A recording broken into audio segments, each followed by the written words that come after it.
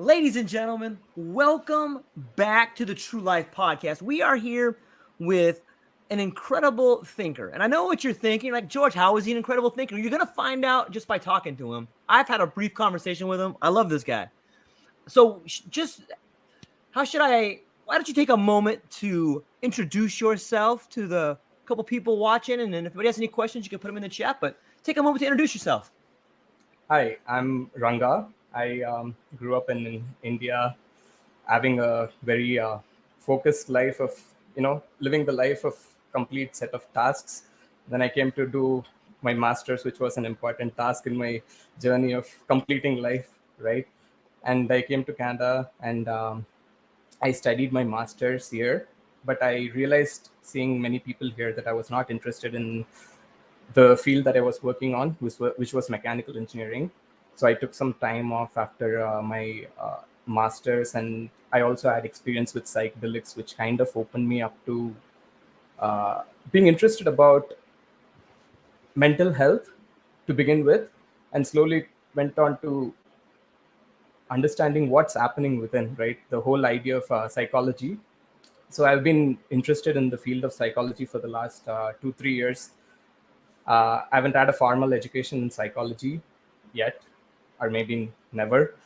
I don't know about that. But I'm right now trying to connect with people in the field of psychedelics, trying to find what ways I can contribute to the field, what are the things that I can bring to the table, trying to just spread awareness, beginning from there, and getting interested in newer models. One of those models that I came across recently was existential psychotherapy, and how much that model can be tried to incorporate into the field of psychology and help people. At the end of the day, Yeah. that's all we are here to do. That's a great answer. And then I want to unpack that a little bit. Yes. So, one thing that I wanted to start with is that you talk about what you can bring to the world of the psychedelic community. And in Yes. the short time we've been talking, I think that there is an incredible story you have to share. Like, you go from mechanical engineering and fundamentally changing all your ideas. It was like an awakening, it sounds like you went from I want to be this to I want to be Yeah. this. Is that something that psychedelics did for you? Did you find that notion after using psychedelics, or 100%. 100%. So I am not certain about a lot of things, and I have understood that being uncertain is what the life is about. Understanding the chaos, not wanting certainty, but in the past you can be certain about certain things, right? Like, yeah. this is the reason, cause and effect, this is the cause it happened. So one of the major causes was psychedelics, because I was growing up in India, most people are driven into engineering or doctor. I wasn't too interested in biology, so I did engineering. And one of the things I did, the reason I did mechanical engineering was I had no other person to look up to. My dad did mechanical engineering. I asked him. He said, "It's good, do." So I did it, right? And I got a chance to do masters, and I came here. I did. But the best thing that happened coming to Canada was seeing a lot of different streams, right? Engineering was one of the 18 streams that was offered at University of Waterloo, and I was wondering, wow, there's more to this life studying wise and just this. But I couldn't stop my master's midway because I have to go back to India, which would be kind of taking a back step, because one of the things I loved about Canada was the open-mindedness, being able to be who you are, having that setting where you don't have to think too much to say what you want to say. As long as you're not poking other person in the nose, you're the freedom of speech, right? Yep. And so once I completed my master's, I had no idea what I wanted to do. I wasn't interested in anything. So at that point, I was just interested in maintaining, surviving life. So yeah, I did gig jobs. I was driving for Uber, Amazon. It was nice because it had this gave me this so-called control. I just chose when to work, when not to work. And I made this whatever money, right? It got me sustaining through that particular month. And those were the period when the question started happening. Like, why are we pushed to earn so much money? At least for me, it was the case that you complete masters and you have to earn this much, let's say 80,000 or whatever, right? The Yep. package. And maybe I don't need it, right? Why do I need it? And then I don't have the desire to do this, buy this. I wasn't interested in buying new stuff at that point. And one of the reasons that got stronger because I didn't make enough money to buy new stuff, which was nice, right? You kind of, after some point, you lose the desire to, oh, I don't want anything because I can't get Yep. it. And you're okay with it. You accept it, right? And then psychedelics happened, right? Mhm. Where I was still having a lot of this, I would say, carrying the baggage of the past life, the identity, the traumas and stuff. And what psychedelics did was just take a moment where I just stopped thinking about it. So I was standing in this balcony and I was seeing a tree. I feel like that was the first time I looked at a tree. Like the first time, I'm like, oh, this is beautiful. And it also felt like this is simple. Like existence is simple. Why did I feel like it was such a burden? Having to live every day felt like a burden. I have to do this, do that, do that. No one is telling me. That's the best part. No one is coming to you and telling you you need to do this. But it's the ignorance of not knowing better feels leads to the compulsion. Like I need to get this done, right? So that day I realized, what was this? This seems so like it seems very lightning. I breathed for the first time. I was aware of my breath for the first time. Now 2 years later, I've got introduced to meditation courses and I understand how much breathing is important. But for the first time, taking control of your breath, it's like, wow, okay. Everything that as we have been sensitized to and we have forgotten the magical touch, psychedelics, kind of takes you out of that. I think it's in How to Change Your Mind. They talk about the default mode of network, right? Yep. And it takes your thing from there. So you're not acting fear based or Yeah. what is life like. We are the major things that's happening, right? Anxiety and depression. One is of the past and one is of the future, Yep. Yep. right? And at the you're actually in the present moment where those two ceases to exist. Yep. And it shows you the potential that, oh, I am actually responsible for fixing myself, right? And Yes. honestly, one trip is not gonna like magically make your life U-turn, of course, because 2 3 days Right. later you're still having the glow. It Yep. goes down. It's like, man, I need to get up. I need to do this, Yeah. right? Yep. But now you have seen something beyond yourself, beyond this mundane duties and push and so on, and it's freeing, knowing It that. is. Yeah. So yeah, your question was with respect to Yeah. that. So after It's that, beautiful. So it's it's been it's it's been this. it's awesome. I really think that that's kind of what's happening now is that people are, and sometimes I hate to use the word waking up, but it seems to me we are becoming aware of Yes. what is important. And I think that that takes us into this existential crisis our country seems to be having. Like, hey, guess what? The media isn't selling as much stuff. Oh no, they're freaking out. They want to go to war. And if you think about this idea that you're not being told, no one's telling you have to go participate. No one's telling you have to make more money, but they are communicating it to you all around. Yes. Every book, every magazine, your teachers, your bosses, your neighbors, everybody is in this world of competition. And in the end of the day, they're just competing with themselves, but they don't understand that. Maybe some people do, but it seems to me, and I know this because it happened to me, when you don't have these moments of clarity where you go to the mountaintop and you see yourself from a third person point of view, when you just are in the game, it's very difficult to stop and understand, hey, why am I doing what I'm doing? And it sounds like as an engineer into a psychologist, you've started asking the question from how do I build it to why do I build it? Yeah. So I guess takes us to existentialism a little bit. Like, do you see that the crisis happening in our world today because so many people have gotten to the point where they can't take it anymore? Is that what's happening? Definitely, it's the so-called burnout. It's Yeah. just there everywhere, and right now people are trying to take a week or 2 weeks off or changing jobs.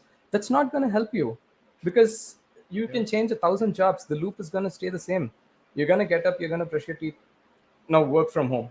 I'm talking about before work from home. You're going to suit up. You're going to go to office.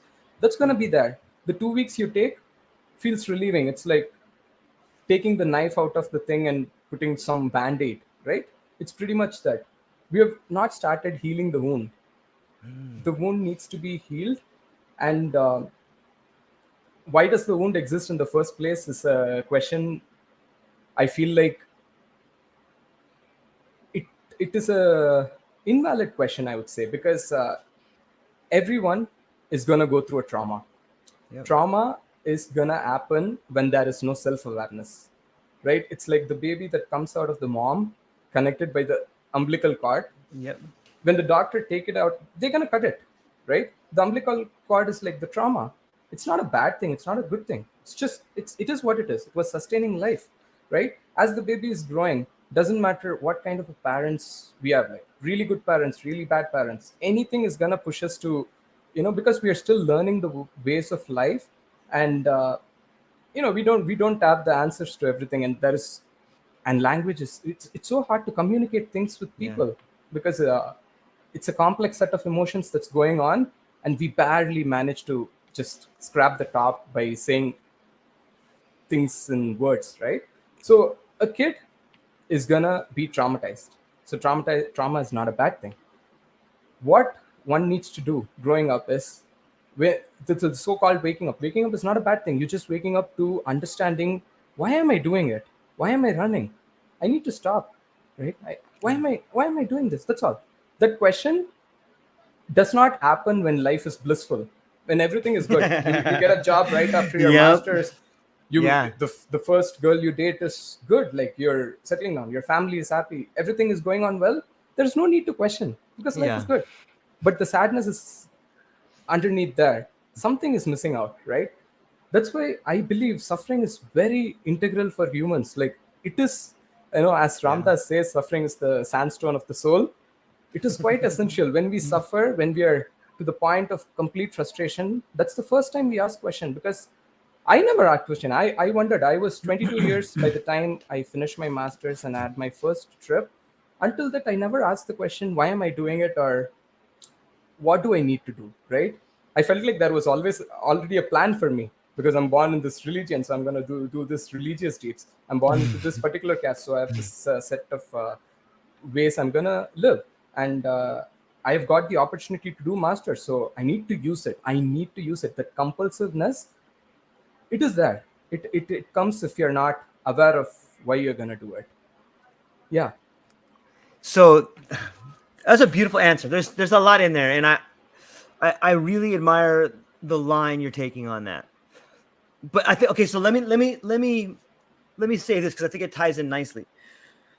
When it's almost like a death in a way, like when you come to the realization that your life is good, but you don't love it. Like, part of you has to die. When we talk about tragedy, part of you has to die so that you can be reborn into this new form, Yes. right? And so, like, that takes us into this idea of death. Like, a lot of people are scared of dying the same way they're scared of the trip, the same way they're scared of cutting the cord. It's, if people can begin to see the world in like that fractal manner, you cut the cord, trauma, then you become, now you're no longer the baby and the mom. Now you're your own organism.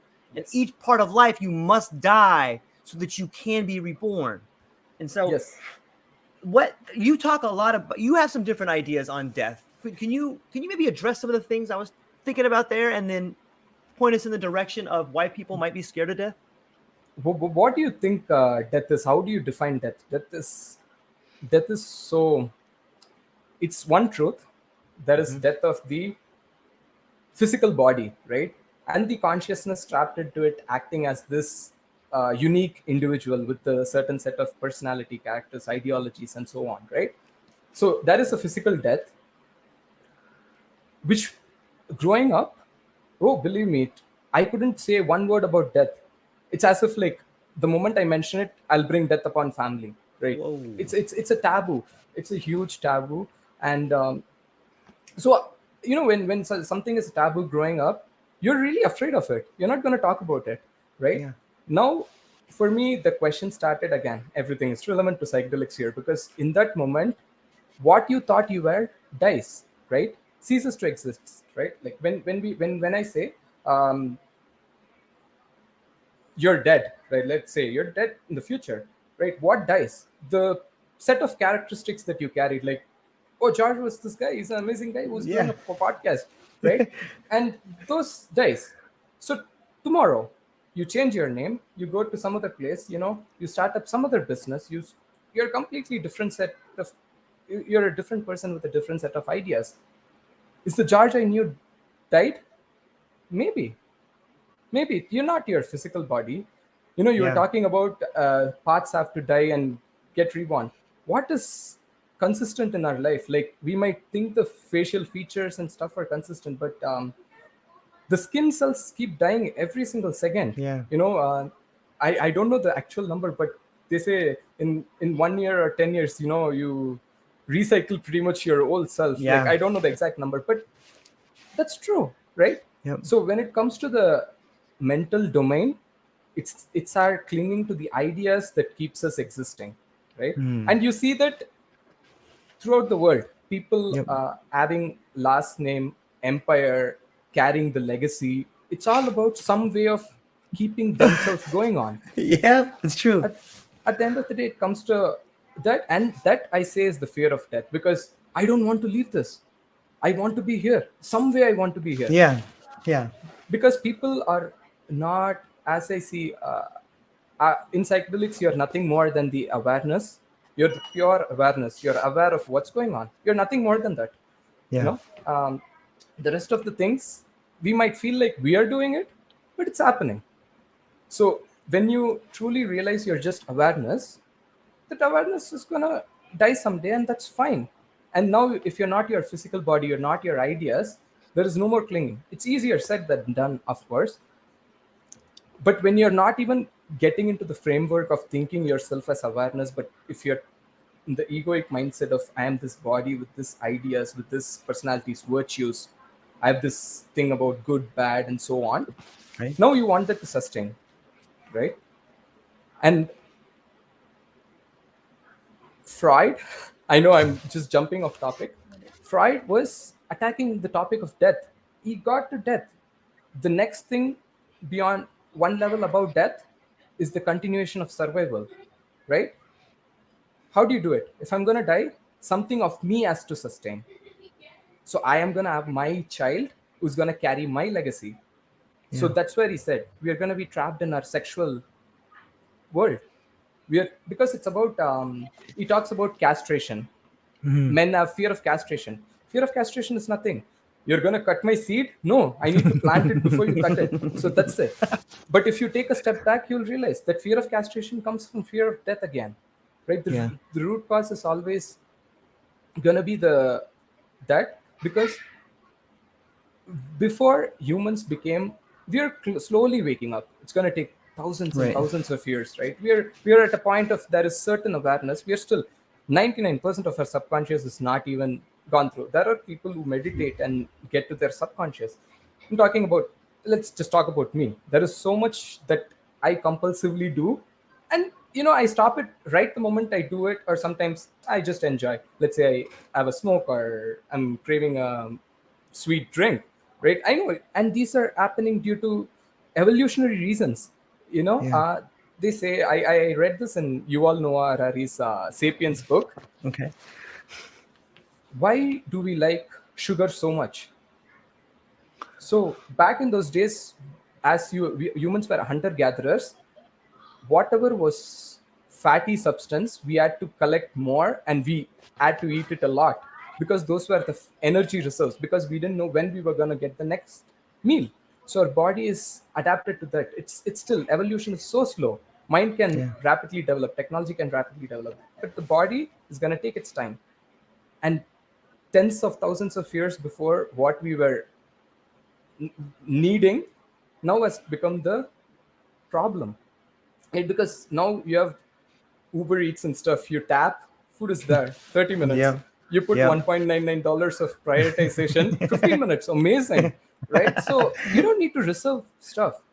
But if you're not aware why we are doing it, we're going to automatically reserve. And one of the things why I came to here, because survival instinct, before people could become self-aware, life has to sustain. So life primary goal, even according to Darwin's theory, survival of the fittest. Hmm. What does it do? The only thing that drives life to continue is adaptation, and that comes from I need to survive, I need to survive, I need to survive. There is no question of why I need to survive, right? And that question was, the awareness was not there to ask, and that's fine. At some point, we didn't have the senses to ask.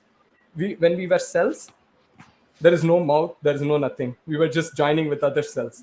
And then you become the water animal. You're still having a certain bit of senses. You have a mouth. There are fishes that has just mouth, intestine, direct to the anus. That's all. A simple model, right? And you start adapting. You start growing the senses. Now we have come to the point where we are able to, the so-called self-awareness is nothing but, why is this happening? What's the point, right? When you Yeah. do that, I feel like we need to let go of all the things that drove us here, and that includes every single thing that drove us here. So when we are able to truly let go of the past, as people say, depression caused by past is not just our lifetime. It's hundreds of thousands of years, the whole evolution, the whole thing that has happened before you, the whole history that has made you exist at this point. The whole thing needs to be let go of. So Yeah. yeah.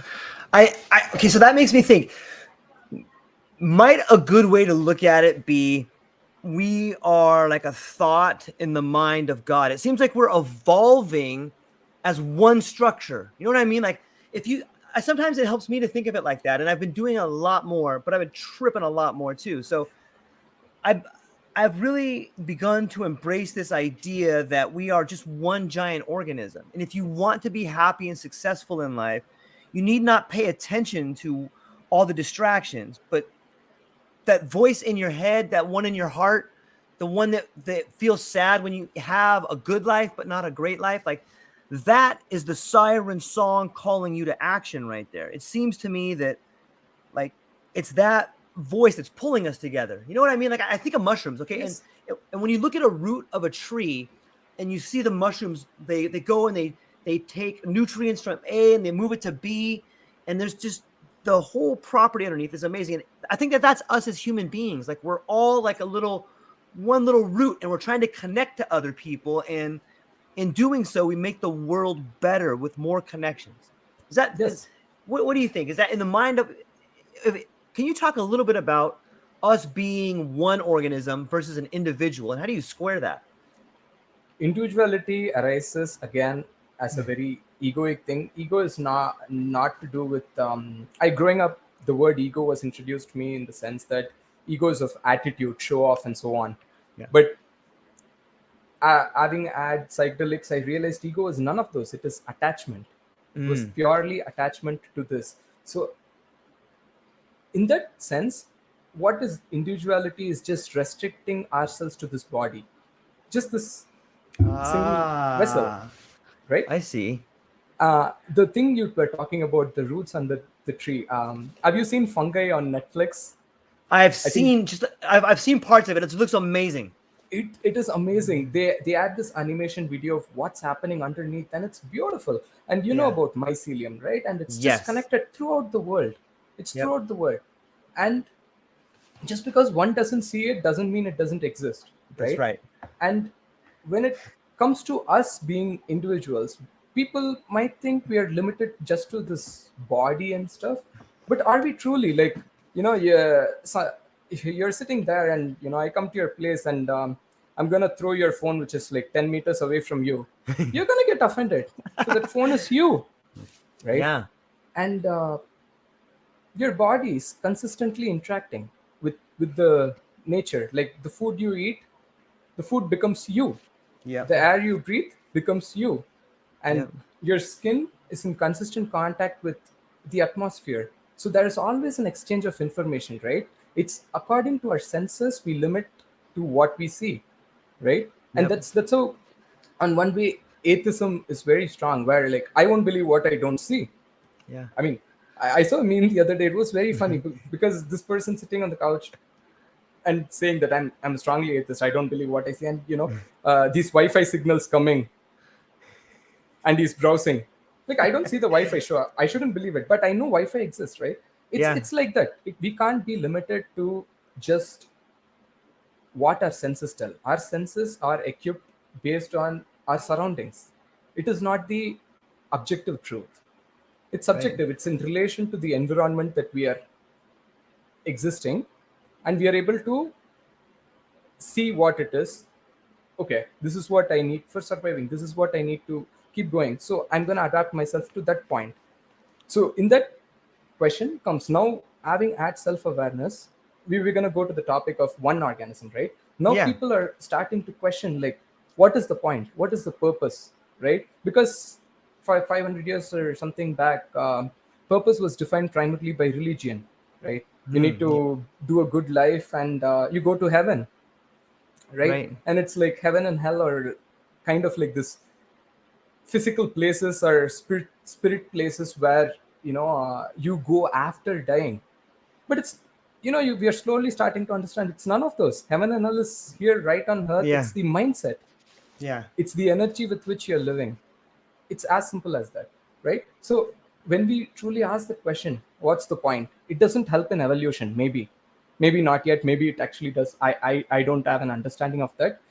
But at this point, given for the survival, asking the question, why am I here, opens up the new ventures where you're trying to go beyond your sense perception, right? In that Yeah. idea, as I said, since we are connected to everything, where do we draw the line? What is just you?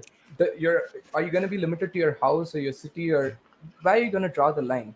There is no clear line. There is no Yeah. clear line whatsoever. So in that sense, there is just one. There is just one organism, and Yeah. it's not big or something as we think. It is in the quantum physics. It is in the state of quark, which just arises and passes. It is just that. It's a simple motion that's happening consistently. It's just right. And Yeah. the beauty of quantum physics is, it has boggled my mind. Where so these quarks are in a state of superimposition, Right. and you kind of get to decide what state you want it to be. Is it going to be a wave or a particle? But it's a paradox, because you are nothing but the complex interactions of those trillions of those small things. So it's kind of like, which came first, chicken or egg? The question is not that. That's why I tend to believe it's more of a predeterministic thing, this Right. whole life, right? If you're able to step out of time, you realize that whatever needs to happen has happened, and you're just here experiencing it through this perception of change. When change is involved, time comes into play, right? Because there have been Yep. times I've been trapped in this single moment in my trip, and I'm like, Yep. oh my god, time is not moving, time is not moving. Yep. And that makes me question, now, where is time? Yeah, the clocks are there, the sun is rotating, those are fine, but what is time? Like, the first time you get out of time and you realize time does not exist the way Yep. you think, and it boggles your mind. And yeah, that's the part. It leads to a set of questions, right? Right. Right. And that curiosity is the beauty of it. If one gets to be continuously curious every day, whatever happens, right? You have to, in meditation, they say you have to accept whatever is happening, right? Without questioning it. It's a state of choiceless observation. Don't try to intervene, don't try to interact, don't try to change, just observe. The truest Yeah. change happens when we are observing it. And whatever we conceive as problem that cannot be solved with a thinking mind, it has to arise out of complete silence and stillness of the mind. It's in the wisdom the answer always lies. No one has ever got anywhere with thinking. Got themselves in trouble. Yeah, They're thinking too 100%. much. You're thinking too much. Right. Again, those are, it's so I do it all the time. easier than said, right? Because if someone is sad, it's like, don't be sad. No, we know it's quite hard. We're so tied up, caught up in this emotion, right? Yeah. To understand that we are not our emotions is our first step. And then the journey begins. I don't have to Yeah. react to my emotions. I'm never reacting to the world. I'm always reacting to my emotions. I get my emotion because of my past whatever algorithmic model I have. Oh, this Mhm. pisses me off. Oh, there was this vegetable that I don't like in the favorite dish of mine. I'm gonna get pissed off. No, Yep. yeah. So I think too, like I want to take it to time for a minute. That got me thinking because yes, there are these moments in life, and in the beginning you just catch a glance of it, but the more you become aware of it, like you start seeing time as it's just a word that's made up that people try to explain. There's all kinds of time. There's like right now, there's high time, there's Miller time, there's daytime, there's nighttime. There's all these times, man. But yeah, and it's just a prison. It's this way for you to take everything out and just focus. Like that seems to me how time has been manipulated, especially in the since the days of since we become an industrialized yeah, country. yeah, Like we have just decided that okay, we can't focus on all these existential questions. We just got to work about time. yeah. So but I think that once you start seeing it, all of a sudden you can start seeing the cracks. That was a big one for me. So that's one way to help really make me see the world different is you just focus on time. And all of a sudden I start thinking about history and I'm like, it's right there. It's right there in the word, his story. It's his, you know what I mean? It's his story. And you start looking at like, there's this amazing book by Anatoly Fomenko, and it's called History, Fiction or Science. And he goes Hmm. back and by using the lunar calendar and showing the cyclical time of when what is that called when the sun goes in front of the moon? It's called Eclipse. yes. So Yeah, you can tell like those happen all the time. yeah, That's a great measurement of time. And so this yeah, guy goes back and he looks at there's this problem called parameter D. And parameter D in history is a problem because it says that there wasn't an eclipse for this 500-year period of time. And so this guy's like, wait a minute, you're telling me there wasn't an eclipse for 500 years? So he goes back and he starts researching. And what he finds out is that in the Middle Ages, there were like two people, at least for the Western culture, there were two people in like the Middle Ages of Europe that came up with this calendar. Like it was called a Petavius Scaliger. And these two gentlemen, like if you think about that time, there wasn't a whole lot of literacy, at least in the written world. yeah, And so imagine a time and a place where we're just starting to keep records. yeah, Oh, we're gonna say that Jesus was here.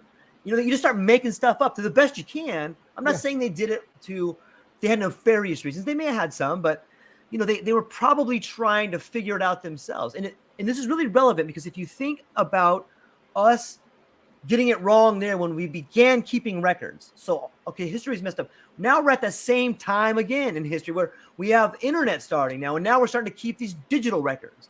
So Yes. if we have built a foundation of history that was a problem in 1500, we've gone Yeah. off track like this far. You know what I mean? So yeah, time is a good way to focus Yeah. on your life, and you can begin to understand that nobody knows. You know as much as any expert knows, and you should focus and try hard to make your own decisions instead of having other people make them for you. Yes, it's easier if you let other people make those decisions, but it's so much more fulfilling if you begin making those decisions, and it's great for your life. And then 100%. I wanted to bring up one other point that I thought was when you talked about our phones, our books, anything that we own being an extension of us. Yeah. Like I heard a really great story one time, and it made me understand possession a little bit. So, and the way you can feel stuff through your possession. So, imagine closing your eyes and having a cane or a stick, right? And so you're walking around your house the same way a blind person would take their cane and they feel for stuff, right? So you're Yeah. moving your cane back and forth, and boom, you hit a bookshelf, you hit a table. You can feel that bookcase through the cane into your hand. So by the second you pick up that cane, it becomes an extension of you. The second you whack the bookcase becomes an extension of you. That's a great way to feel how you are your objects, and they are you as well. I think it's a interesting way to look at it, and it's helped me. So I wanted to share it with you. Thanks. Yeah. It is true. One of the things after psychedelics did was, at least my parents, they started thinking I was gonna go off this world to a monastery and sit as a monk. I'm let go on of everything. Like I don't want to own this. And then suddenly they'll ask, why do you still have a cell phone? And it was because at that point I still haven't had the solid foundation of the psychedelic experience. So it was between two worlds. It was one of the hardest periods because you don't know, there is a set of ways I was taught to live, and this thing detached me from all of that and showed me those are just barriers, nothing more. Whatever you thought as things, and you don't know which is true, because after all, this is a drug that you have ingested and it's 8 hours of Yeah. bliss, but that is Yes. life that's been happening for 100,000 years by billions of people around the world who kind of where there is this rigid system which is existing, right? The way of life. So it was difficult to the during those times I was reading a lot, and one of the things I uh, came across was this word renunciation, right? So back in those days, renunciation was primarily, or maybe it's the idea that ignorant people got, but renunciation people thought that to just give up everything and go away from the life.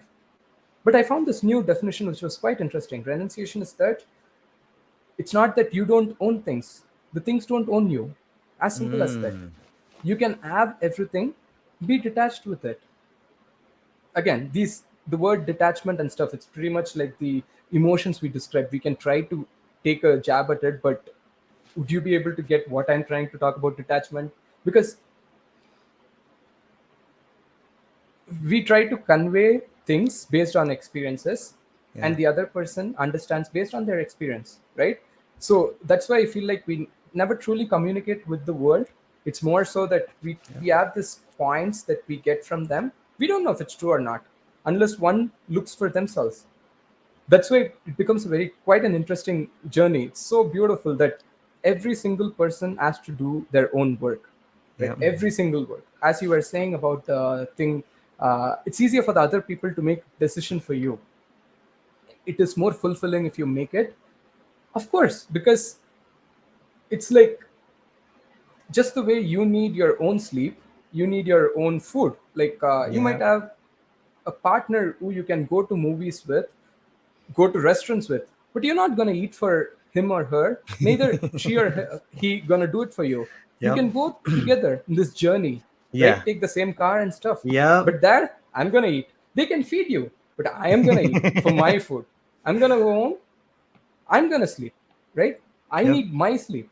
So as much as it seems selfish, if one does their own things for themselves, it's beautiful. Yeah. It is the only way to live. You cannot live life for someone else. Someone else cannot live it for you, right? That goes without saying. It's not even lost in translation or something. Like physically we see someone, oh, they're gonna do it for themselves. It's not a bad thing, Yeah. right? So the Yep. whole inner work also, no one can do it for us. We need to do it. We need to come to our own understanding of what does it mean. I always feel like all the books that were written, they're just their experiences that are being shared. Let's say Yeah. Bhagavad Gita, or the books like Be Here Now by Ramdas, and Power of Now. I do not think you can understand it. It's quite like, what is this oneness they are talking about? When you're caught up in the duality, it's like there is one. No, I am separate. Like Yep. my friend wants to go to this movie. No, I will go to some other movie. So I'm separate, right? We kind of go to that level of thinking. But once we start, let's say, meditation or intense psychedelic trip, and then you read these books and it's like, oh, that's what you meant. I see. Yep. And it's nice, and it makes you realize you're not writing to change people, or you're not talking to change people. I'm putting it out there just so someone, because of all the people who put stuff out there. So when I was able to experience my own things with this, when I read that, I felt a little comfortable. Oh, it's there. Because unless you're completely understanding that you need to be at peace when you're in a state of turbulence, you need help. And that Yeah. help is what the book offers. So you need to do the work and see that as a guide. Okay, it's good Yep. now, right? So Yep. it's more like that. I always see, like, there's this saying that says, when you're ready, the teacher will show up. And I can't tell you how many times I've just been staring at my bookcase and I'll grab a book and I'll just start flipping through it. And there's the answer. Like on some page 87 on a book I've had for 3 years that I haven't looked at in a little bit. And I'm like, hey, thank you. You know what I mean? And sometimes I look at my bookcase. I'm like, how did I write all these books? You know what I mean? It's so amazing. And like every book. I'm sorry, please go ahead. No. Okay, so just an extension. No. You just an extension of your thing. That's all. I'm gonna let you talking. What you said, when you're ready, the teacher appears. When you're truly ready, the teacher disappears. And that's all there is. Because at that point, you realize, yes, I am my person. Yeah. Right? Yep. You're not limited to this. But whatever experience you're having, trapped in this sense object perception, you're there. Yeah. And you're free to do everything. Yeah. Everything. Right? It's beautiful. Yeah. I look at it too, like, you know, when you find yourself in tragedy, and I got news for everybody. If you haven't been through a horrible tragedy, I'm sorry for you. But guess what? It's coming, so get ready. You know what I mean? But when you find yourself in tragedy, this is the way out of it. Like, understand that the worst tragedy that happens to you is because there's something so beautiful that loves you, that knows you can get through it. And when you do get through it, you turn around and you help the next person through it. Like, tragedy rips the scales from your eyes so that you can see things clearly, so that you can help other people, and you can see other people getting ready to go through it. So you can rush over to them and be like, you can become the teacher. And another part about tragedy, and I love what you said about when you're really ready, the teacher disappears. Because when you're, guess what? That's tragedy. You're ready. Tragedy's the test. This is the finals right here. You're in the worst tragedy of your life. Your teacher stand on the sideline like, I believe in you. You can handle this. Yeah. You know, like that. And that should be such a freeing experience to know that you can. Another way I look at it is like, have you ever seen like a rocket ship take off and there's that scaffolding that holds that rocket ship up? Okay. Yeah. And as soon as it explodes, that scaffolding falls away. And that, I think, is what's happening right now in this world. Is you look at history, culture, borders, nation states. These are all scaffolding that we no longer need, and they're falling away. People are freaking out like, it's going to fall on us, man. Hey, I was part of the scaffolding, you know? Yeah. But that's falling away. And once you begin to accept that, it's like, I think there's something in the Mahavakyas that talks about, just like a silkworm spins its web and gets caught in it, so too do humans spin their web and their stories and get caught up in it. And if you think about that, we are emerging from this cocoon, right? We are this new form, but it's dangerous. Like just like in any transition, they call it the miracle of birth because children die. Whenever an organism is emerging into another state, whether it's you awakening, whether it's us as a planet becoming something more, like there's a certain urgency. There's this idea that we must break through, and we are this new form. If you think of like a butterfly coming through the cocoon, like, hey, look at my wing. How does this thing work? Whoa, I don't know what I am. I don't eat this food anymore. Like, we're emerging as this new form. Individuals, and you can see it everywhere. The same way me and Ranga are talking, emerging as this new, exploring these new ideas. You know, having our parents tell us this is what you should do. This has been a path that's worked forever. And all of a sudden, we are so lucky to be in this point where we're thinking about making this pivot over here. Like, our parents got us to this point. All that stuff, that tragedy was necessary, and now we're here. Thanks for that rant a little bit, but like that's the way to look at it. I think we're emerging. 100%. It's being able to question what has happened to you. It's a privilege. It's a gift. Yes.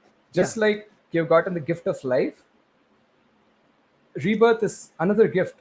I'm happy to have been able to gone through whatever I went through, because without those, there wouldn't be me questioning it. I'd just be, the person. It's an automatic thing that's happening because when I think back, I feel like I've only lived 2-3 years. You know what I mean? Yeah. And coming back to your point of tragedy being essential, that's what I think we're trying to convey. We don't have to wait for the physical tragedy. Psychedelics and their so-called bad trips, they're not bad. Yeah, this is sorry for ruining the surprise. They're not bad. People think bad trips are the reason they don't want to have psychedelics. No, that's the reason you need to have it. The fear. That's the reason you need to have it. That's the reason. If you feel excited about psychedelics, don't have it that day. You need to be I've had so many trips, and I sit in my room, with my partner after this, and like, bad idea. I don't want to do this. I'm Yep. nervous, and I Yeah. feel it's good. I'm gonna see something that I don't want to see, and it's just that minor steps turbulence, and after which you see, and you breathe it out. It's like, man, what a grand illusion. Can't believe. It's sometimes I feel like on psychology, like mental health is a joke. It's like, we don't have problems. What are you talking about? Like, we're depressed? No way. Life is so simple. You can just laugh it out, everything, and you Yep. get this sense of humor. You can Yep. joke about everything. Like, you don't need to be as sensitive. Words are what noises. We attach meaning to it, right? You're. I like the scaffolding thing and the rocket you said. I feel like Right. psychedelics just tells you that, bro, do not hold on to the scaffolding. Sit inside the spaceship. Yeah. Right. Go Get for on the board. liftoff. That's all. You hold on to the scaffolding, you're gonna burn to the ground. It's as Yep. simple as that. You're not gonna Yeah. die, Right. The doors right? are open. Get in. Everybody, Yeah, get in. everybody. It's the amazing thing. Like, it's not for one of the things I really loved about psychedelics or meditation, right? It's so welcoming. It's for everyone. Yeah. Every bit of you, every human has this breathing. Oh, you can sit and meditate. Did you know? You don't Yeah. need to do. I go to Vipassana by S.N. Goenka, and in his audio lectures he says, we there is no rites, there is no rituals, there is no. It's not sectarian. It's universal. The technique is always going to be Hmm. universal. It's for everyone, right? Hmm. And yeah, I think that's the part. I feel like sometimes when I think about where do I want to serve, it's to help people.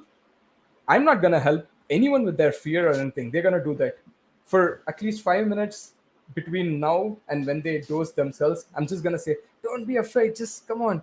Just the build Yeah. up and so on, right? Like, because you kind of do that. Everyone is nervous. Like in a stadium, people are playing match, and Yep.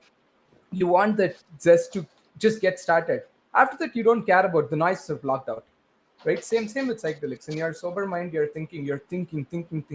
What if this is right for me? What is wrong? This so many thoughts. You just need someone to make that teeny tiny push. I'm not saying with Yep. respect to psychedelics per se, with respect to anything that fear is stopping us from doing. Fear stops us from living. It's as simple. Yep. Yeah, you're afraid. Like fear of death is that's the thing, right? Yep. Oh my god, I'm gonna die at some point. So I need to make sure that when I'm dying, I lived a happy life. So I Yeah. need to work for that. So we forget today. We do not know death is minutes away or hours away, but it's in ignorance we have this thing, right? Like, oh, we're just gonna live at least. I'm just 28. Like, I'm gonna live at least, based on my bad habits, maybe 35, 40. I'm just ballparking, and it gives me 5 years. I don't have to like completely be present right now. Like, I Yeah. can sleepwalk for some time, and then. Yeah. But fear, when you truly have the death fear, right? It's death awareness. I would like to go on to existential therapy by Dr. Edwin Allen after that. But when we truly have that, it doesn't. When we understand, right? Like, it. You see people coming from near death experiences. They say, "I felt a piece of calm." Yeah. Right? It's Yeah. only the thinking mind that is fearful, because the thinking mind will die. That's the Yeah. problem. But in actual reality, if we are not our thinking mind, there is one beyond that, which is the awareness. It's not afraid of death. Death is merely a transition. It's Yeah. just a transition, right? Yeah. Yeah. Our thinking mind can't handle the thought it's going to die. Oh Right? Like yeah. that. So let me ask you this one right here. So it seems to me that right now in the world of psychedelics, there are some issues, and a couple of the ones that I see are, first off, psychedelics can help, I think, almost everybody. There might be some people that have like schizophrenia, or people whose life's history maybe make them not someone. Maybe people could have a psychotic break, or people that aren't ready to be shown this thing. Sometimes the light will burn their eyes, even Yeah. though we may be of the idea that everyone should do it. So in the world of psychedelics, you have people that are on meds right now, and you have, like, let's just say psilocybin is huge right now. People are doing all kinds of assisted therapy with PTSD, and it's helping all kinds of mental patients. And so, where do we draw the line for people that need prescriptions and people that don't? If you look at the way it was done in the past, or at least some of the stuff I've read, people would go to a shaman or a friend or a trainer or a therapist, call it whatever term you want. Does that person sit with them and show them the trip once or twice, and then show them the path, and then allow them to go on it? Yeah. Or, if you look at some of the South American tribes, the shaman would take the mushrooms and then he would solve their problem for them. So that's a different way. And then a third way is, we put people in the hospital and then give them the psychedelics and then just take notes and do a survey. There's so many different methods of using psychedelics to help people. And I think that some of those things are at the forefront of the conversation right now with prescriptions, treatments. So what say you on the different methods of treating people with psychedelics? It's a great question. Thank you. At the end of the day, we kind of the individual will come to a point, right? They decide, I want to go get prescription with this set of antidepressants, or this help, or a particular form of therapy, and so on. We reach a point, right?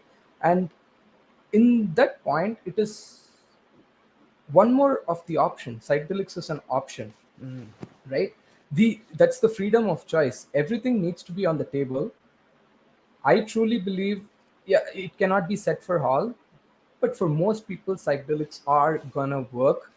Yeah. And it comes down to the question to the individual: do I need to be dependent on something every single day for years and years, where it is just treating my symptoms, or do I wanna cure? One of the things we need to really ask is, do I just want to put a band-aid and keep running, or do I need to sit? As I said, the knife in our bags, like, take it out, heal it. You cannot just keep running by spraying some steroid, which at that point, or taking shots of adrenaline. You feel good, of course. You're gonna feel good. Your body is designed to take adrenaline, and you're gonna get into the pumped up mode. You're not gonna feel pain.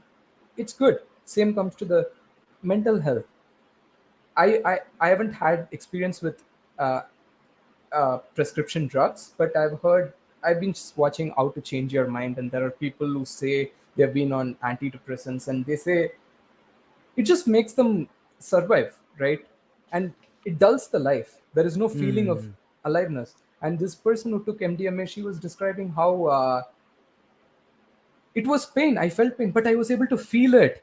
I was able to experience it, right? That's all it all comes down to. Pain is not a bad thing, or pleasure is not a good thing. It doesn't have to be, even though it might think like we need to choose pleasure over pain. I'm sorry. Oh, that's okay. Sorry about We that. we kind of get over that part and realize none of those are good or bad. Everything is needed at some point, like, pain is a great thing. Pain is the language with which the body communicates to us. Without pain, we'd be dead like in 3 days. Right? Yeah. So it's just a form of language. There is nothing to be avoidant about. You know what I mean? And antidepressants, or whatever drugs, if they dull our life, if they dull our sensitivity, the question always comes, to what point do I want to do? What is my life being lived this way?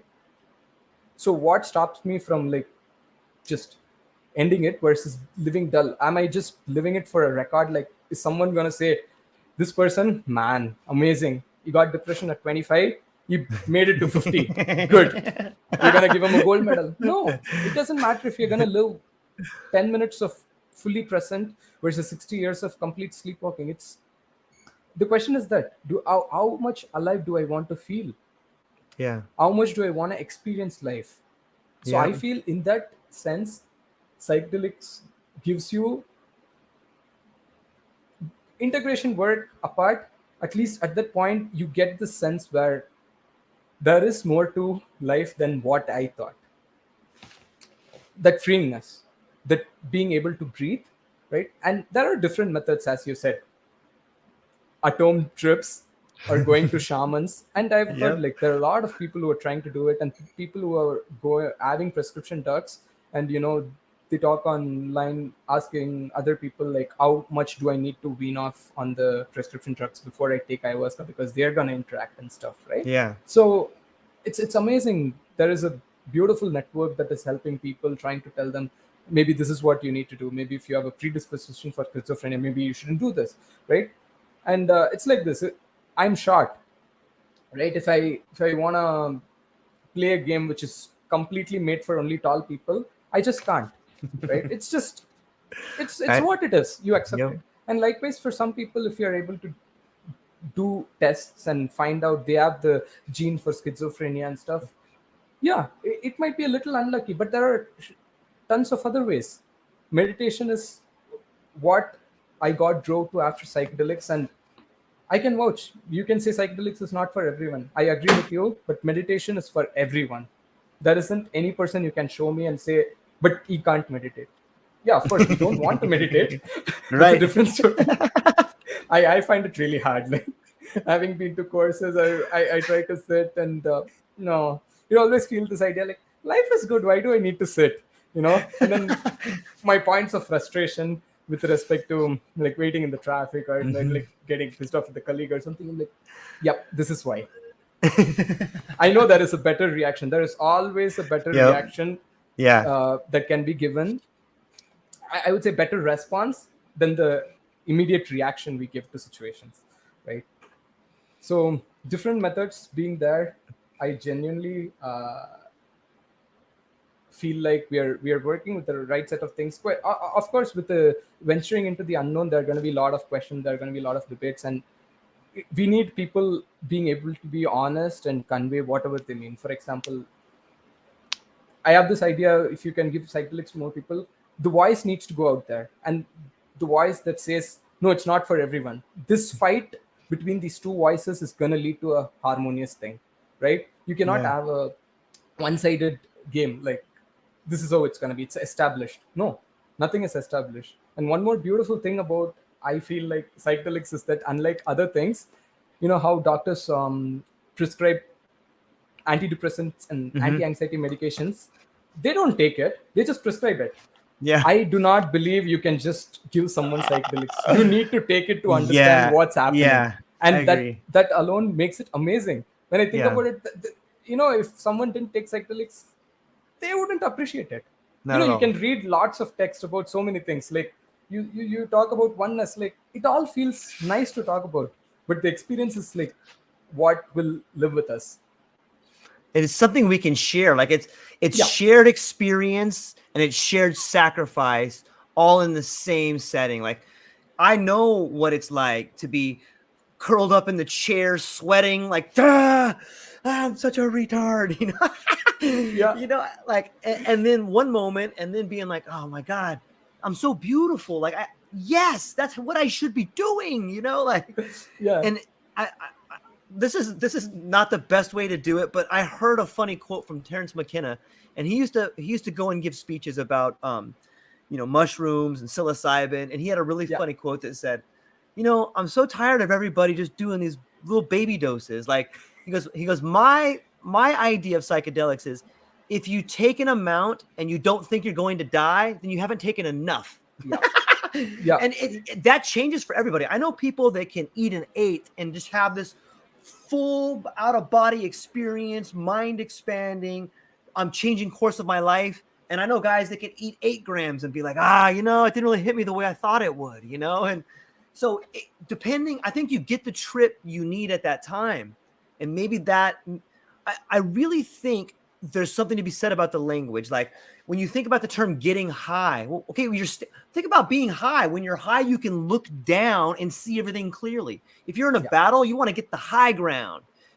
This idea that when you get high, like it's all in the language, man. Like when you get high, you can see better, but you can't stay high all the time because you got to come back down to the world and Do the interact work. and change and do the work. Yeah, Yes. that's what like here it is again. It's a trip. We're getting Yes. high. Like if you just listen to the language, you can understand more about what's happening to you. You are going to go on a little trip over here. I'm going to take you on a little mind vacation.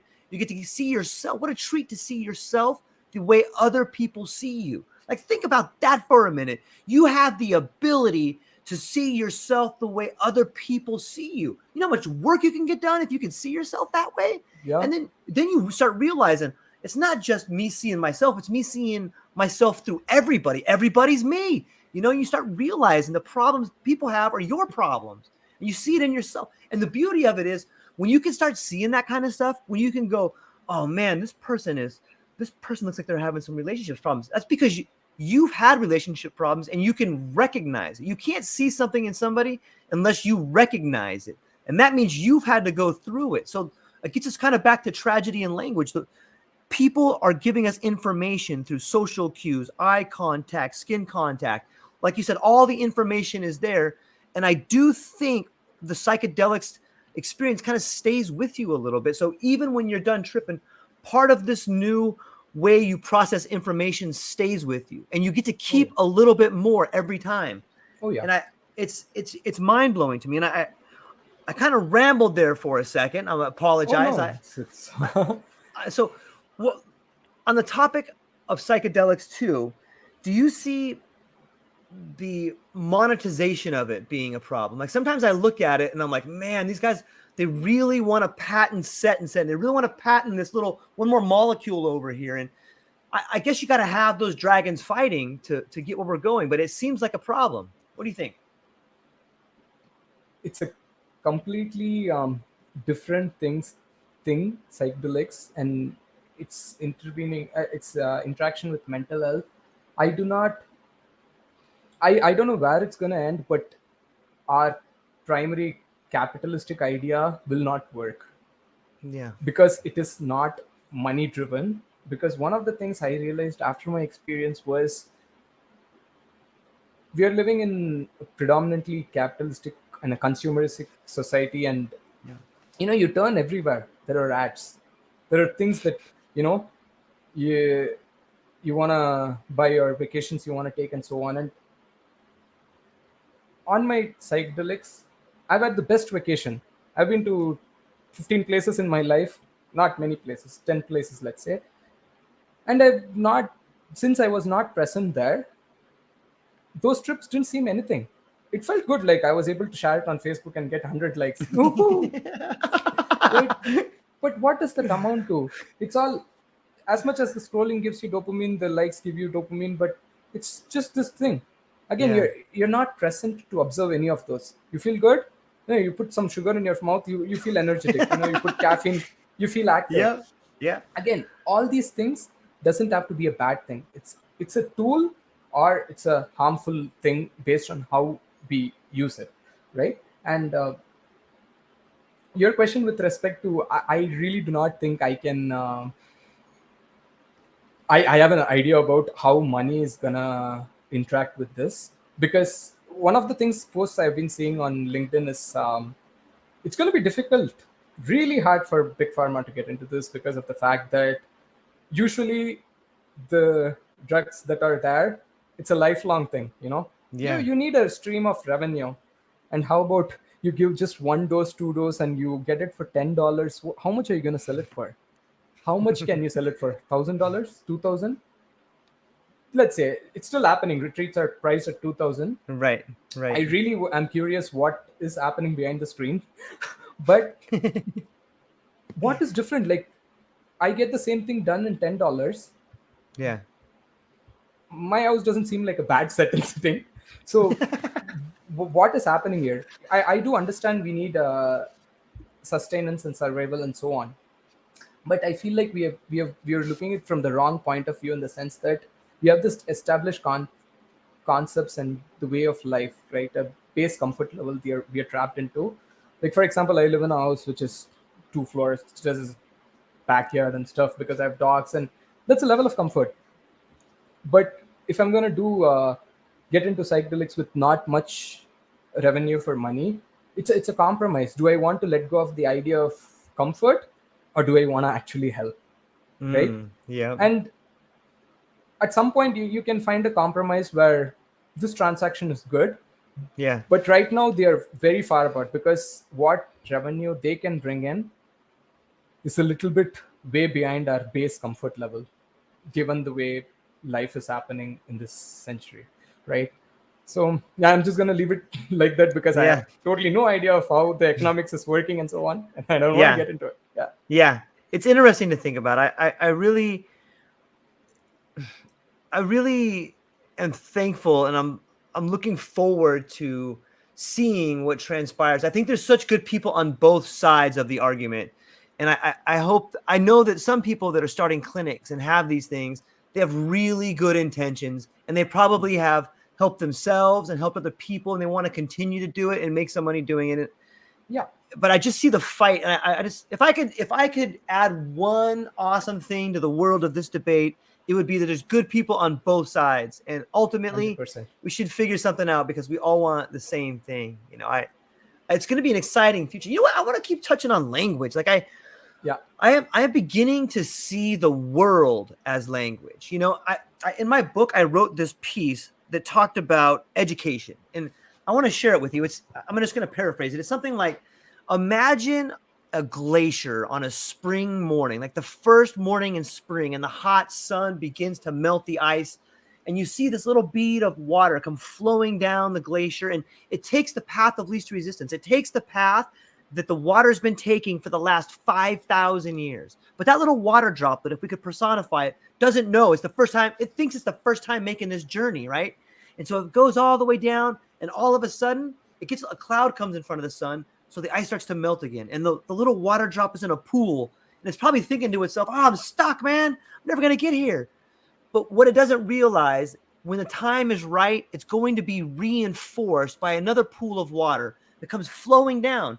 And you can, I look at my life like that's the kind of language I'm talking about. You can see your history, your life, and your future in the world all around you. The same path that water drop takes on the glacier is the same path you're taking. It's the same path that a thought takes to be manifested.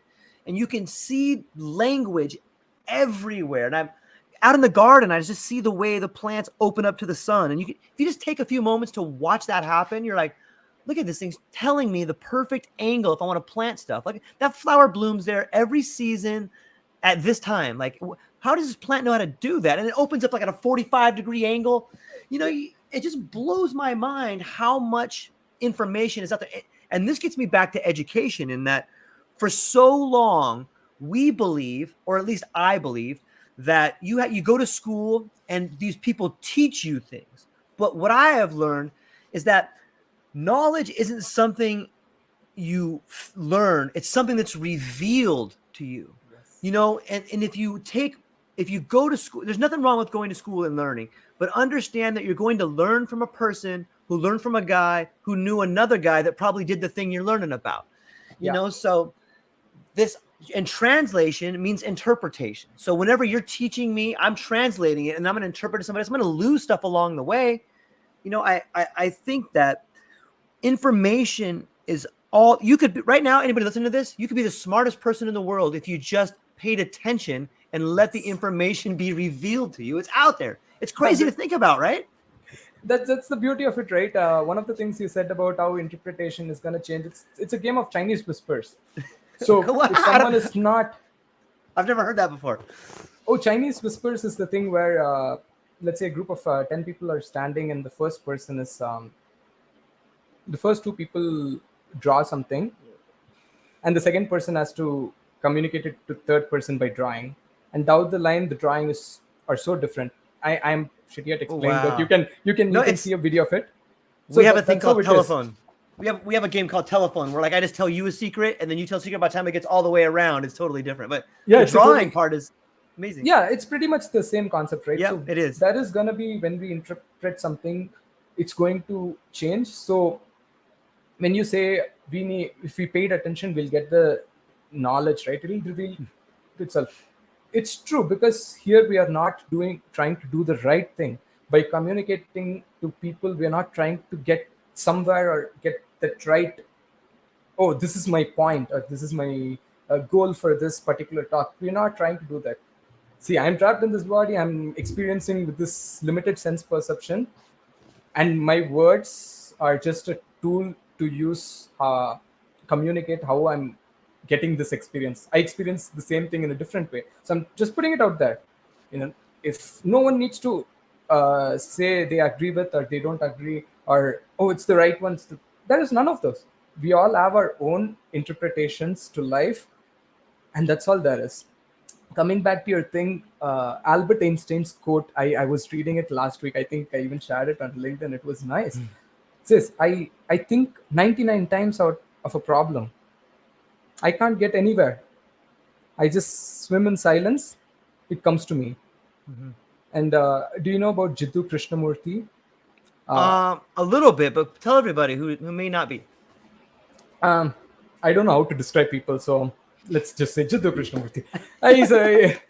He's a guy I follow. It's nice the way he, I think he was destined. I think he was chosen to be the Dalai Lama, right? Or he was equivalent in other terms. I think he was chosen to do that, and he just didn't want any of that. And he's a philosopher, I would say, and he says, amazing. If there is no problem that exists without the solution, if one truly understands the problem, they'll know the solution. So until then, we're just kind of like complaining and rambling about the problem. We're not actually paying attention to what it is, right? So all of these things, if you see, kind of points just to one place where like you're not doing anything. Don't worry. Same with musical composition stuff. Sit in silence, it'll come to you. You think about playing this particular tone, it'll never fit the particular musical piece. You sit and rest are gonna happen. That's where we can never take credit for whatever is happening through us. Like it's just, one of the things I've been believing for the last 2 years is like, especially things we say in words, books we write, like there is no way we can take credit for that, because this idea of language took 10,000 years to develop, to come to this point of communication, right? So you have to give credit to 10,000 years of what's that? 100 billion people, and so many things. But by the time you give credits to everyone, it's pretty much like if you're going to give credit to everyone, you might not as well not give credit to anyone. And that the whole of evolution, the whole of history, the whole of everything is just God. That's how I perceive it. So when you say thanks to God, it's enough. It conveys the picture. As long as the God is not the external figure who's just watching everything, is like, oh, this is a bad guy, I'm going to kick him. It's as long as we don't have the notion, I think God is a beautiful thing. It brings me to the point too, like when you say we're clearly standing on the backs of giants, right? Like all the thing. When you say people want to take credit for this idea or that idea, and like think about the world of patents. Like people pay so much. This is my idea. You can never use it. This is mine. You got to pay me to use this idea. Like that is so selfish. Like, could you imagine if we patent the wheel a long time ago? Hey, no one can use this. Like, how many forms of energy out there? How much better could the world be if everyone was allowed to improve ideas instead of just a handful of people clinging to like this? It's kind of gross in a way. Like, this is my idea. You can't ever use it. I truly believe this. The person who comes up with the idea will never ever patent it. Yeah. I promise you that. You can just not, because in the complete conscience that you did nothing. It came to you. It just comes. I don't know where it comes from. There is no stream. Like I cannot watch my thoughts, how it's entering, but it came to me. People like the guy who invented penicillin, and I was reading some other thing, some other drug, the polio vaccine and stuff. He said, no, there is not going to be a patent for this. It needs to reach people. It's going to be as low cost as it can be. Right? Salk. I think the Salk Institute. I forgot the guy's first name, but it was it's David Salk or something like that out of San Diego. I see. I think. Okay. And if you're able to steal idea from some person, and then you're gonna protect it, you're gonna make it so precious, because since you truly do not understand how precious the idea is, and it will become more precious by sharing it. You want to cage it and you want to convert it into money and stuff, and because in ignorance, we are going to think the external world is what we need to buy to be happy. But it's Yeah. not going to be that. It's never going to be that. I sometimes believe completely poor people not having the choice to do much are much more happier, because at the end of the day, you realize all the money after having it, nothing it's going to get you that is going to fill the void. So Yep. you go back to like choicelessly observing, whatever, right? And Yeah. then at least you start by saying, whatever, this is happening, right? Slowly you accept it and you start seeing, I mean, this is going to happen regardless of my choice, and I'm not Yep. going to change it, and it's not going to change. Is it a possibility I can enjoy it rather than complain about it? But you have to sit with it. You Yep. try to change it, you're always pushing it, it's coming back, pushing it, coming back. But if you let it sit, there is a chance for truly accepting it, with the whole of ourselves accepting an idea. It can be anything, Yeah. right? And you accept it, it goes on. But yeah, I deviated so much from the patent, but No, it it's pretty much comes perfect. comes to that. Yeah, I think there's something to be said about taking a thought like that and just looking at it from all angles. Like when you sit with something that's bothering you, or when you sit with a problem, or when you want to observe something. For me, when I sit in silence and I think about it, I feel like the thought is a thing, and I'm picking it up and I'm looking at it from different angles, and I'm like, oh, okay, how would I feel if I was this person? Like, I'll give you an example. Like some one of my attachments that I hold on to is like, man, if I just had this bigger house, if I just had this, and I realize it's a trap, but even the best of us, like, I think that you get to live up here sometimes, but you're always fighting in these traps. And for me, that's one of them. So sometimes I'll sit around. I was at an amazing party yesterday, and I was looking at all these people, and I'm like, man, these guys look at these people have so much, and I go, I'm here too. I must have a lot. And then I see people that, like, it looks like they have a lot. Like, I'm like, that person is probably wearing $7,000 shoes. That is Yeah. amazing. Like, that's crazy. And then part of me is like, man, I wish I had $7,000 shoes. And then the other part of me just starts laughing, like, dude, do they own those shoes, or do those shoes own them? Yeah, And then I start watching them react. Like, I start asking people questions. Oh, and then all of a sudden, like, I see this couple, I'm talking to them, beautiful people, and then all of a sudden they just turn and walk away from each other during the middle of the conversation. And it reminded me, like, these people are having problems. Like, I'm asking them about their family, and then I just see the husband turn to the wife, and he just walks away because he didn't feel like he was part of that conversation.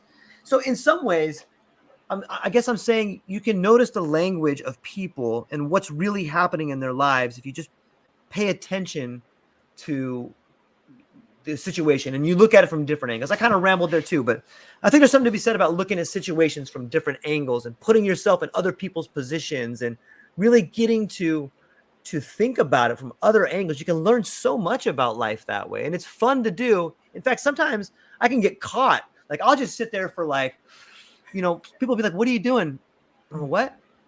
You've been sitting there for like 20 minutes just sitting there. I'm like, oh, hey, have you ever thought about what those people were doing? Like, you can live other people's lives in your own head. It's oh yeah, amazing. yeah, Which means you can okay, if you can do that, if you can live other people's lives in your head, you can also live your life 1,000 directions. And when you begin doing that, you can I had this experience a while back where I went pretty deep. I went pretty deep, like 9 grams. And I remember just sitting in the bed thinking, and it was like, I could see every decision I've ever made and then play it out. This is how my life would look if I did this. This is how my life would look if I did this. If I would have made that mistake, I would be over here. And it's so fascinating what you're capable of when it comes to visualization and understanding. If you give yourself the setting, and the time to understand it, like, you can live such an amazing and rich and fruitful life with very little. And it's much more rewarding if you're just willing to take the chance and believe in yourself. yes. It's beautiful. It comes back to time, right? Yes. We're busy not to give time. Like, I, having known meditation is good, don't push myself to sit enough. Don't. And there are times I get guilty about it, and those I feel like are the chances where there is nothing to think about it. The only thing I can do is sit.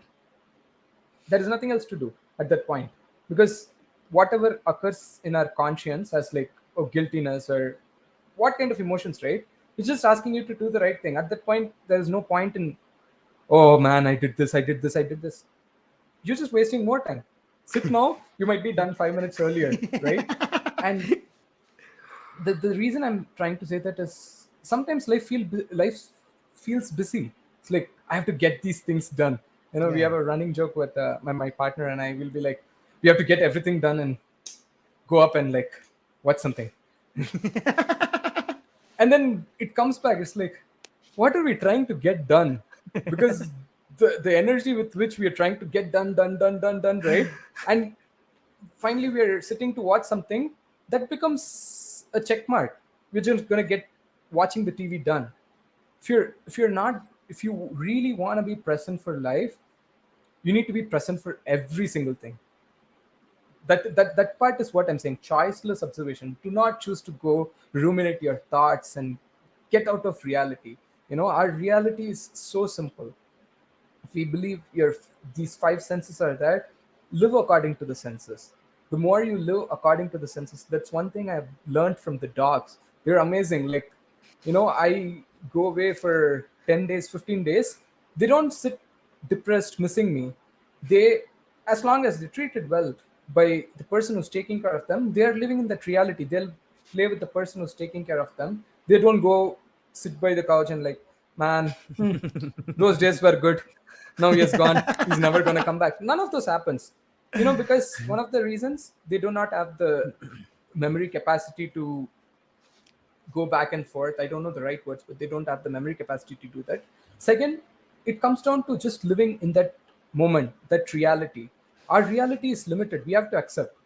Even though these cell phones and whatever stuff makes the whole world feel like it's reachable, it's not. It's not. It's a tool. The moment the tool goes, it's not. Same with psychedelics. Psychedelics are amazing tool. You need to use it. I advocate for that. But that's not it. That's not the end game. That's not the end game. You have to come back to reality. You need to know what to do to change your everyday actions, these habit patterns, right? And for that, taking time off is necessary. When you take time off and realize that you're actually not busy, it's a loop again, right? You're too busy to not take time off to realize you're not busy. So it's like it goes around and around. Yeah. And that's where suffering helps. The tragedy, the suffering, will just knock your head for a second where, you don't know what to do. Eckhart Tolle, he says that, right? He got to a point of so much suffering. He has been depressed for 2 years with suicidal tendencies. And just this one day, the suffering got too much. It just stopped. The thinking brain stopped and said, oh, it's nice. It doesn't have to happen like that for everyone. Few lucky ones, it does happen. But most people, it turns out to be a wake-up call.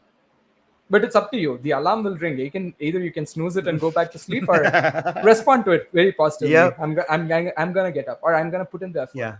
Right. And with your thing for $7,000 show, I have it with $1 million, million different things. Every single day it keeps coming, right? And that's the part. If you want to term it as waking up, it's not a one-time waking up. You're gonna sleep. You're gonna get up. You're gonna sleep. You're gonna get up. And it's gonna happen. I believe the progress is measured in ways of how soon you're able to get up. Yeah. Right. Yeah. And I think the more you bring into your practice that whenever I am suffering, I tend to believe this. Whenever I complain about anything, I believe, even though at that point I don't know that I shouldn't complain, I believe, see, if I was on psychedelics, would I complain? If I was doing meditation, would I complain? I know there is a point of view in my own head that I would not complain. Yeah. So something is wrong. I'm complaining. Something is wrong. So look differently. It's hard because when the impulse gets to you, that's why sitting every day works. It makes you respond rather than react. Some people may shout for 10 minutes, 15 minutes. Some people carry it for 8 hours. Some people do it in a second. It's not like they don't get angry. They get really angry. They could break your face or glasses. Right. They just get in touch with who they truly are. You know, our attachments will always be there. It's a game. Yep. It's like the fetch game, right? Please tell people the story about it. This is a beautiful story. Okay. Yeah, I saw that meme with the dog trying to say to the human partner that I'm gonna dress up as human, try to live and see how your life is, because it seems more interesting and complicated and stuff. So it stays as a human for 24 hours, and then it goes back to being a dog and says, I thought it was really interesting, but it's just a complex fetch game. Yeah. That's so true, man. It's so true. And we realize that it's we have to let go. That's what many people with their experiences try to say. Let go of things that doesn't want you, because you can create rooms for things that actually want to stay with you. And one of the reasons we need to be completely honest, we need to be completely brutally honest, having no fear of rejection. If we stop seeking approval and validation, and if we are completely honest regardless of the bashing we receive, we make space. We make space for people who are actually going to be there with that energy to share the journey. Because there have been so many days that I've not been this confident trying to say what I really think, Yeah. and it has never gotten me anywhere. It's just a couple of hours of awkward party room discussions where, you know, yeah, how's it going? Yeah, we got this job. I got this job. This weather is good. That is going this like this. You talk about, they say, right? Weak people talk about um, other people, or average minds talk about events. Strong minds talk about ideas. Yeah. I Yep. believe that it's only when we are completely honest, and we start saying, like, for example, I whenever I get a chance, I like to make people uncomfortable by talking about death.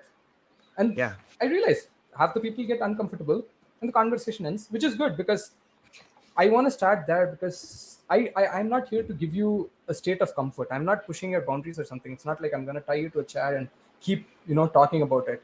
You have the Right. choice to participate in the conversation. This is what I am interested about. This is what I want to focus on. Same with you. You're interested about it's same with music, right? Like, if someone is interested in old rock versus new pop music, they don't have to force themselves to go to a concert together. Yeah. Like, you do your thing, we can share other aspects of life together. I love cooking with you, I love doing this thing with you. There are things where we can do things separately. That's the point we need to understand. And that way we do not need to take offense. Oh, this is what you think, beautiful. I just don't see it that way, but it's good, right? Yeah. As long as we do not try to enforce any sort of ideas. I want to talk about this, and that's it. Why do you think we want to like it happens all the time. I've been guilty of it, and I think everybody to a point is. Why is it that we feel so validated if we get other people to believe what we say? Like sometimes it seems like we're seeking approval, and we can get that other person to agree with us. All of a sudden we're like, yeah, I'm better. Or it seems like a lot of us, even through history, we've tried to push ideas on people. Why do you think that is? Yes, I was, as I said, I wanted to get into psychology, so I was reading first year psychology books and so on. And this was pretty much the main topic in the first 20 pages, I think. It is this self fulfilling hypothesis, or self serving bias, Mhm. in which we, without awareness, without understanding there is another perception to life, we think the whole world sees the way we see it. So when someone says something else and we truly are opinionated in this idea, we tend to push other person, because we truly believe I am right, you're wrong. Yeah. You're Yeah. going the wrong direction. You need to think how I think. It comes again from lack of awareness, purely thinking that the world will think the same way as we do. But that's the part. When we realize there are truly other perceptions that exist, and everything and everyone is doing their best with their level of understanding and their level of knowledge and their level of speaking skills or whatever, right? These all make up that everyone is trying to do the best. No one is trying to go and make other people, change their opinions and stuff. There are, in ignorance it happens.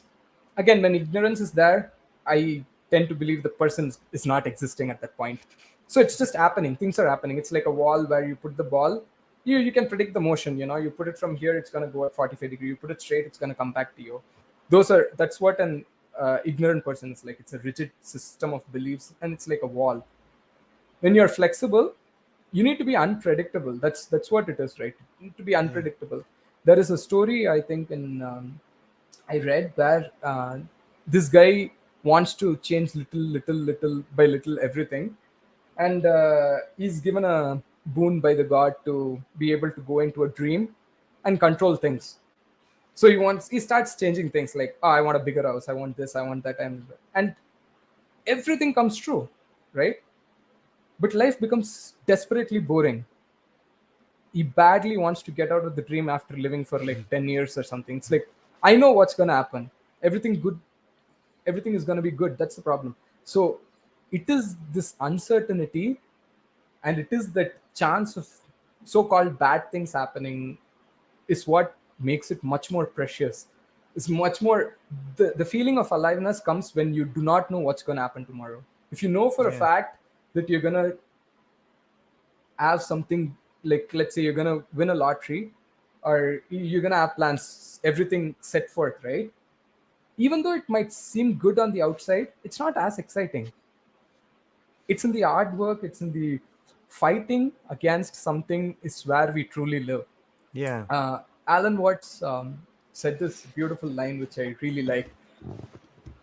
We tend to see fights as a bad thing, but they truly aren't. If we go one level below us, that is to our things inside our body, cells fighting with each other, right? If some other thing comes and the white cells fight, it's quite important that there is a balance, there is a harmony. The fight has to happen in such a way that neither the so-called bad cells or the cells that are coming inside fighting white blood cells and winning. And the other is true as well. The white blood cells cannot grow in huge numbers and fight. That's also bad. It's cancerous, right? Yeah. So Yeah. that fight is quite important to maintain a harmony on a higher level as a human. And human to function properly, that fight is important. Same way with wars, debates, and stuff. I do not condone war for a single second. I'm just Yeah. saying in the sense that if you are able to fight on ideas, not with the idea to win, rather to enjoy the fight, right? Yeah. uh, when we truly do that, it brings a harmony for the humanity as a whole. It's one level above us, which we are not able to conceive. For example, ants, they say, when it becomes a huge colony, right, the colony intelligence is much more than the individual ant. It's like that. We are not able to picture it for humanity, but it's quite important. We fight happily, fight honestly, just put it out there. This is what I am, and take Yep. everything with a sense of humor.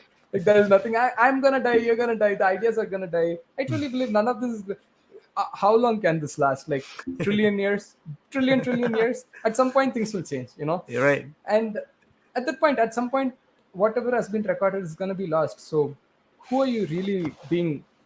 Like, what are we fighting for? When we truly sit and ask these questions, it's quite funny. Yeah. Man, it's so relieving. Like, man, what and all I was doing? Why was I doing? Then it all comes back to like not knowing better. Yeah. Nothing lasts. Like Nothing nothing lasts. lasts. Yeah. And sometimes when I think of Alan Watts, I think about he said I remember some limerick that he said that always gets me laughing. It's like, there once was a man who said, "Damn, for it certainly seems that I am a being that moves in determinate grooves. I'm not even a bus, I'm a tram." Sometimes it seems like you're on this tram, man. Yeah. Like you're being guided. You look back and you're like, Yeah. "Oh, that had to happen. I get it. I was on that curve over there. I had to go that way." Oh yeah. Yeah. And one thing I think psychedelics kind of, I can say for all people, at least I'll speak for myself right now.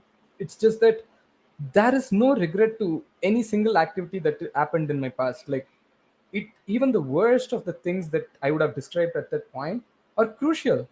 Yeah. Without that, what is it? I wouldn't be here. And now, as overused the words might seem, it's true. Like, there are trillions and trillions of activities happening synchronously and simultaneously. That's just, you know taking us here and there. That's one more. Whenever I feel like I need control over something, I tend to think, Actually, don't, man. There is no. We are just like the leaves that are blown by the wind. You might just enjoy the breeze and go at it. When Yep. I try to control, it's misery. When I let go, it's so peaceful. And I actually get things done when I don't want it to be done. Now, have you watched this new series? I think Undone on Amazon Prime. I've heard of it, but I've never seen it. What's it about? It's quite cool. It's just this person gets the ability to go in the past, change things, and change realities and stuff. And it's at the end of the day, she's gonna choose this life. But in one of those scenes, the person who's guiding her says, "Try, but don't try. Try Mm. to not try." Right? And that's all we need to do. I think about, let's say I have dishes piled in my sink. I think about doing it. Oh, I want to throw everything. I don't want to. The thought is useless there. Thought is quite useless. I go there, I start one at a time, and Yep. it's magical, it's beautiful, right? The more I tend to push myself to be present with almost anything, there is nothing to complain about. Even during pain, it's about, yeah, the pain is there. Yep. Pain is there. At some point, you start numbing the pain. That's the beauty of it. If you're able to focus purely on the Yeah. pain ceases to exist. Or even though it exists, it's not your pain or your suffering. You don't suffer out of the pain, right?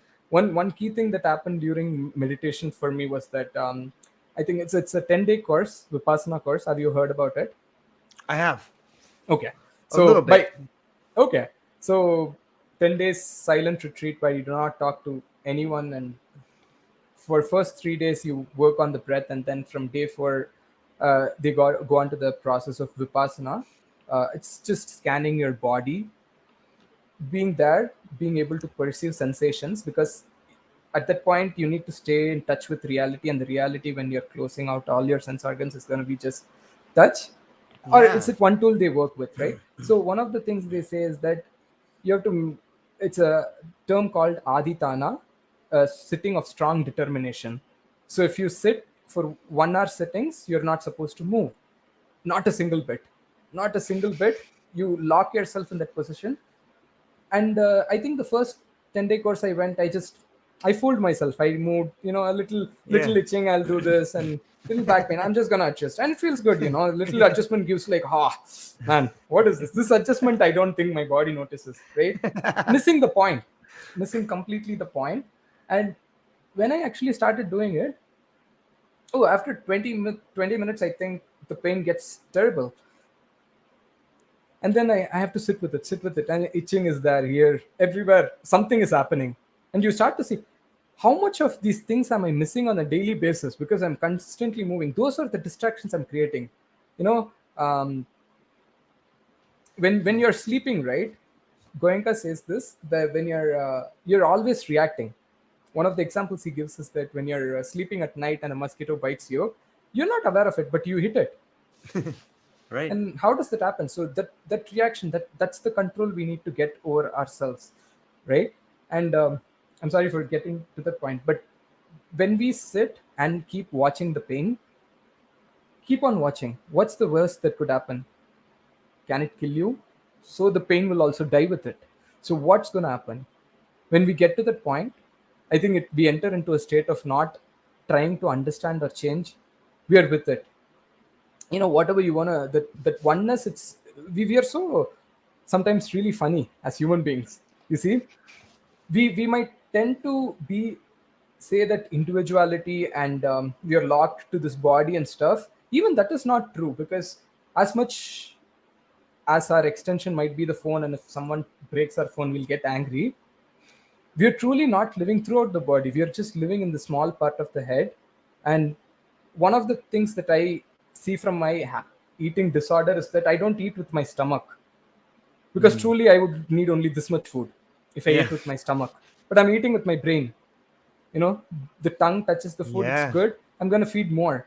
I'm eating with my brain. How Yep. funny is it? So we're really not even true about one thing. We're not even limited to this body as such completely. We're limited to a little bit of the part, and that part I would like to call ego. Yeah. Just purely hedonistic life. Yeah. It's Yeah. it's so true. It's like that is the attachment, and just becoming aware You know, you had said something earlier about the observer. When we talk about waves and particles, we have seen from like Schrodinger's cat that just the level of observing, just by observing, you change it.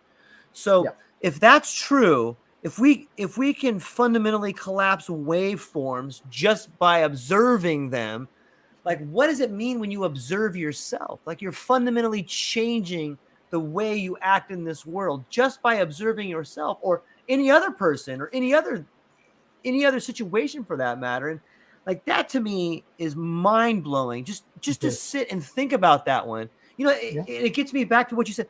Try to not try. Like just think about Yeah. try. It's so beautiful. It's like what's the sound of one hand clapping? We'll try not to Yeah. try. I love those koans. It's to the point where you need to think where you are convinced to stop thinking. Yeah. That's all. It's beautiful. I heard a good And one. Can I share one with you real fast? oh, definitely. Please Okay. do. So there's this samurai, and his father was a samurai, and he served the emperor, and his father died in battle. But before he died, he gave his young son this family sword that has been in their family for generations. His great grandfather worked on it, and it is like the most precious thing that carries his family and his pride with him. And as he becomes a man, he serves the emperor, and he becomes one of the greatest samurais ever. And he's always taking care of this beautiful sword, and he plans to give it to his son one day.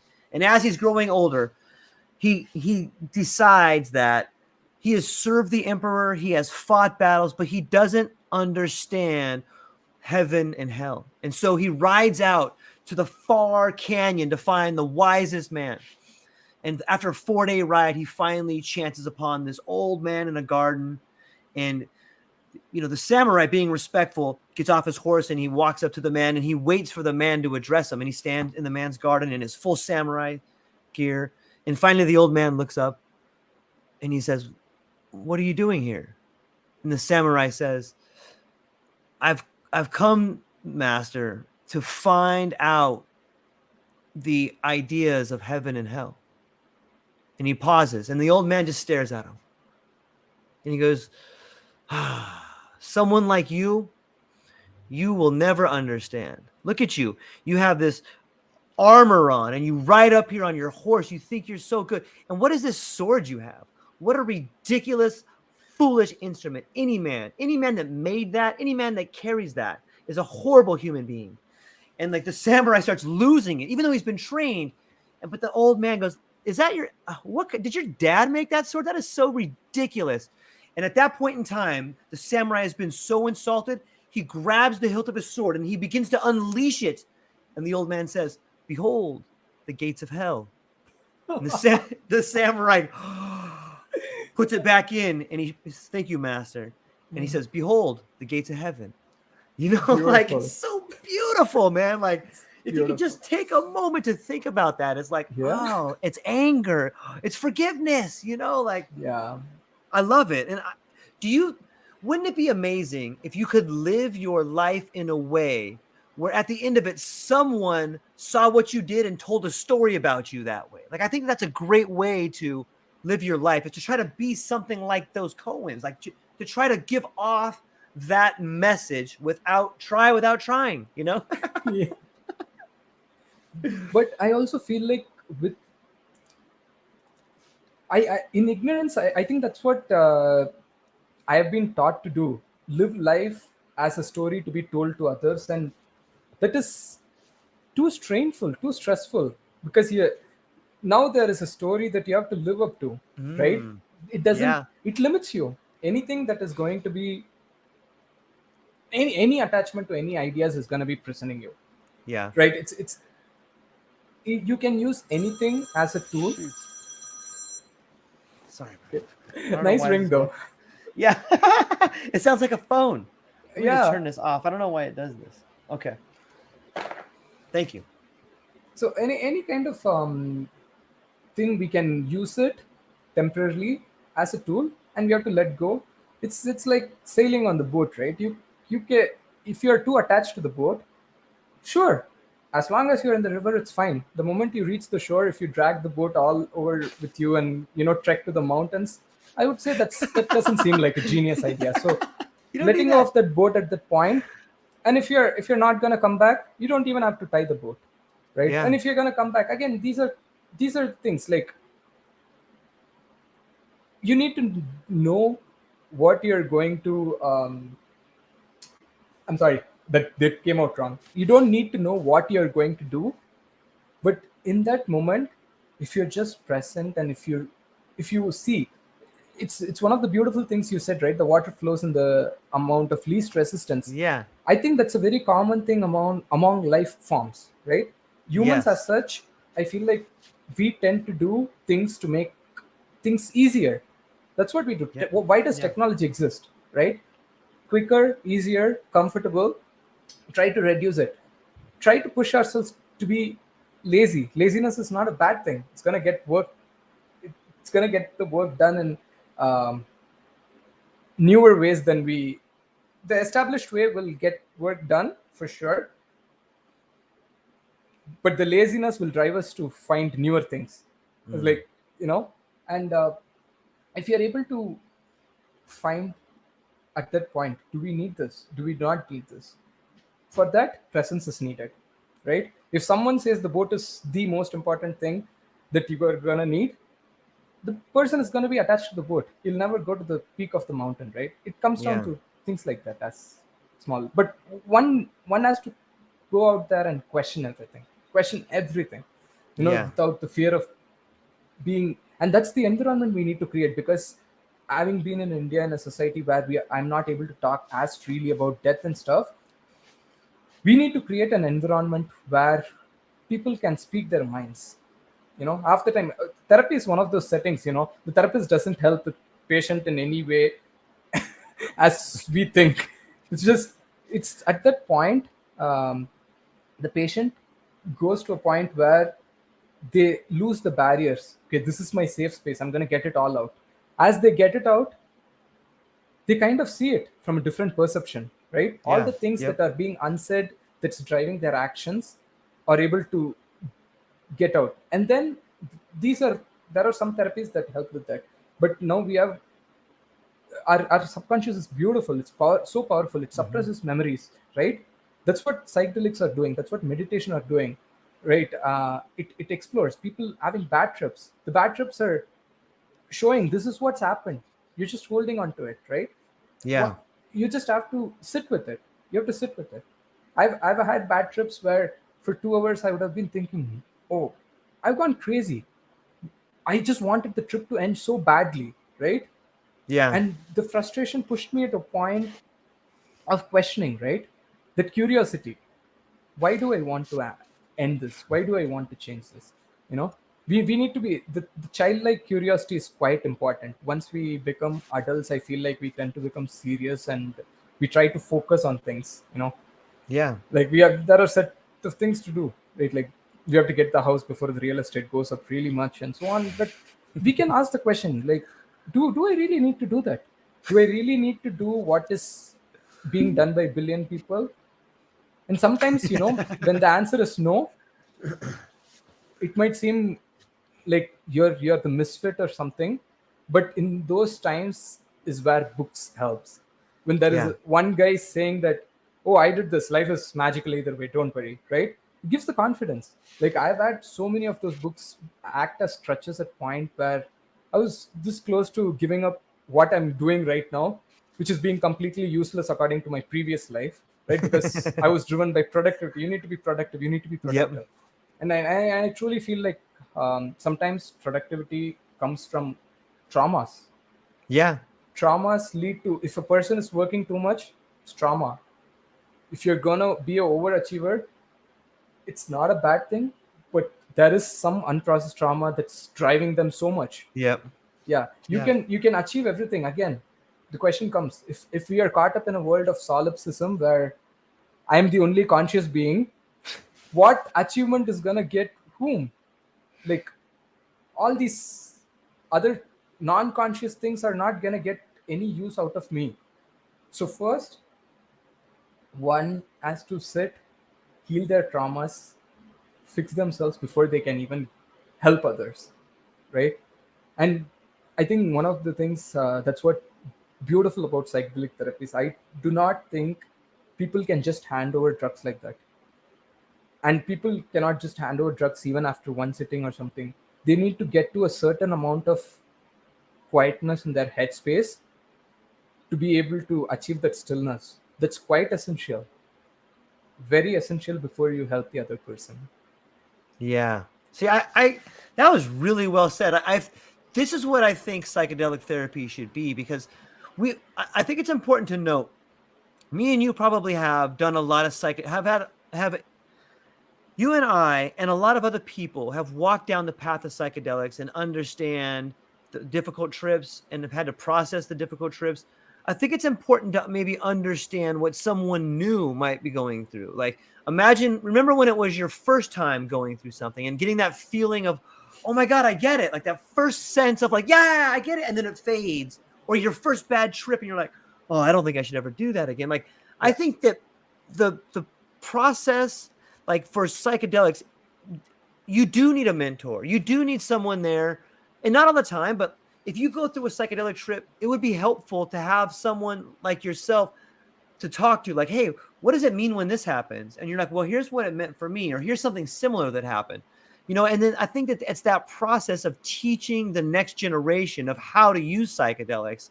Yeah. For a lot of us, it's been an independent journey, but like I'm talking to you right now, I'm learning a lot. And I, I think that a younger person who's just getting into this could really benefit from talking to someone older. There should be like a mentor group instead of it being, I guess that's kind of what the mystery schools were. It's about Yeah. older Yeah. people teaching younger people the way.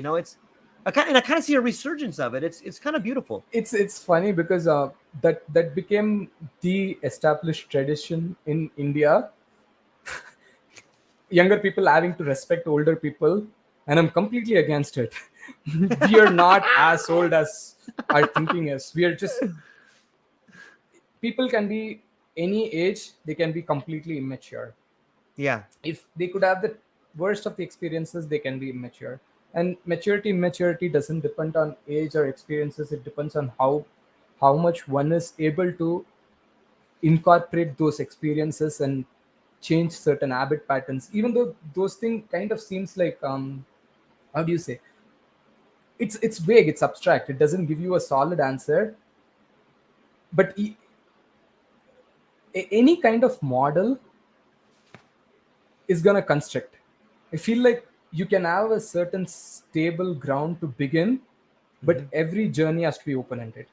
Every single trip has to be open ended. There cannot be, you can never think about a particular goal for a particular trip. When they say set and setting, I hear from some articles where you need to have vision for this. No, I do not believe you need to have a vision for a particular trip, because the moment you have it, because all your sensation and emotion and whatever, right, you're observing it at a magnitude of, there is no number, it's such a higher magnitude, right? So even a little bit discourse from that, you're gonna, without consciousness, you're gonna label it as a bad trip. So set and setting is something that's gonna guide you into the trip. After that, it's beautiful. These words don't mean anything, they say, right, like, as the LSD started working, I don't think so, I don't feel anything. They're like, wait, what are feelings, right? yeah, That's when it starts. yeah, So yeah, all the things that we conceive of in our normal sober working mind, it ceases to exist, right? All the barriers go down. Along with it, whatever we think as useful tools like words and communication, sometimes I'm on drugs and I can't even speak, like I'm so yeah. gibberish, like. Yep. And the beauty is that I have nothing to convey, and it's so relieving. It's like, wait, I don't have, it's nice. So what? I don't have to speak. Like, I have nothing to say, right? So yeah, it's like that. And more than older people to younger people, it can be. I think what you were trying to get at, maybe I'm just guessing, experienced to inexperienced. An experience Yeah, can that's happen for way everyone. better put. Yeah. Yeah, and yeah, trip sitter would be nice when people are afraid, when they're thinking about bad trips, right? All right. Because the internet is flooded with information about bad trips. And 30 years back, when 50 years back now, when Nixon had the Schedule 1 class, and they made videos about how people on psychedelics jump out of third floor. And when I was on psychedelics, I'm thinking, that's crazy. I would never comprehend how someone on psychedelics would do that. There is no way for you to, because you're more attentive than anything else. You're attentive. You've been not attentive like this before ever. If you have not done any meditative things, there is no way you would have been paying attention to life as such and the beauty around us to that extreme, that in that you know uh, pure awareness mode, you're not gonna do something like jumping off third floor, or like, oh, it's dangerous, you're gonna like, I don't know.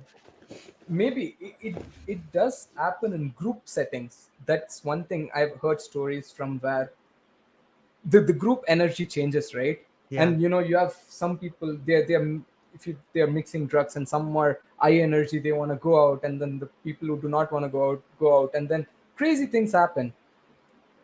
For the first time, I think it needs to be a solo trip Yeah. with a very safe setting to begin with, and then you can start walking out. I've had so many trips outside. I've spent like hours in uh, beach. It Yeah. was crazy. I wonder how I'm still alive. I usually say that that's my physical rebirth point, because I technically shouldn't be alive.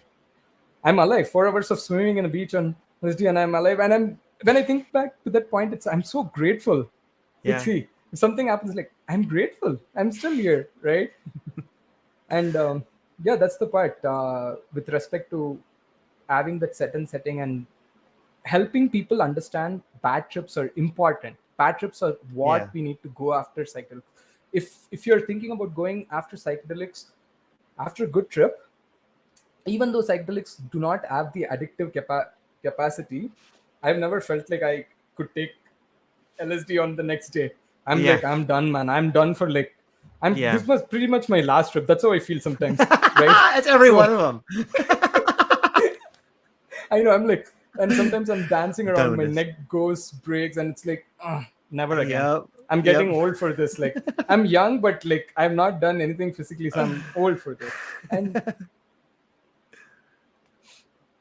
it's funny when you think about good trip, you want to have it again, because that's what Yeah. we tend to believe, right? We tend to believe we need to go after good and not bad. But the world is very paradoxical, Hmm. and it's always the law of opposites, I believe. Yeah. If someone is out there, hitting other people, or like, even talking about the patriarchal society that has developed around the world, right? It comes from a very weaker inner side of the masculine part, because if one is truly strong, they don't need to show it. That's how it Yeah. works. If Yeah. you're truly strong, if you're strong within, you don't go and prove it, because you know it. And if you're it's only when we are not sure of what we are within, we tend to get validation, when we tend to show the play the power game and so on, right? And that's why I say law of opposites. So what do you think is bad? Jump into it. Good, maybe a little hesitant, a little hesitant.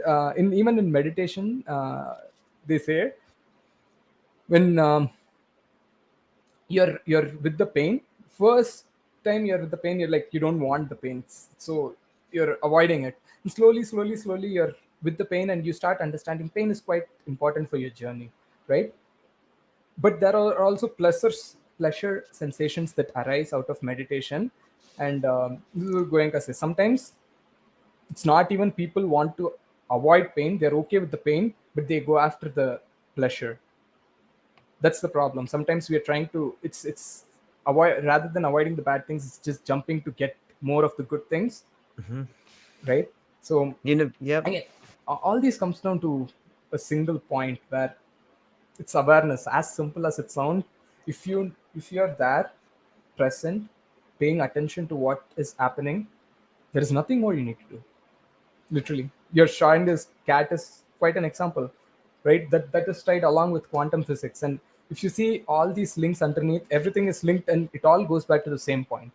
You take music, you take physics, you take space, everything. You want to go macroscopic, the law will remain the same. If you go microscopic, the law will remain the same.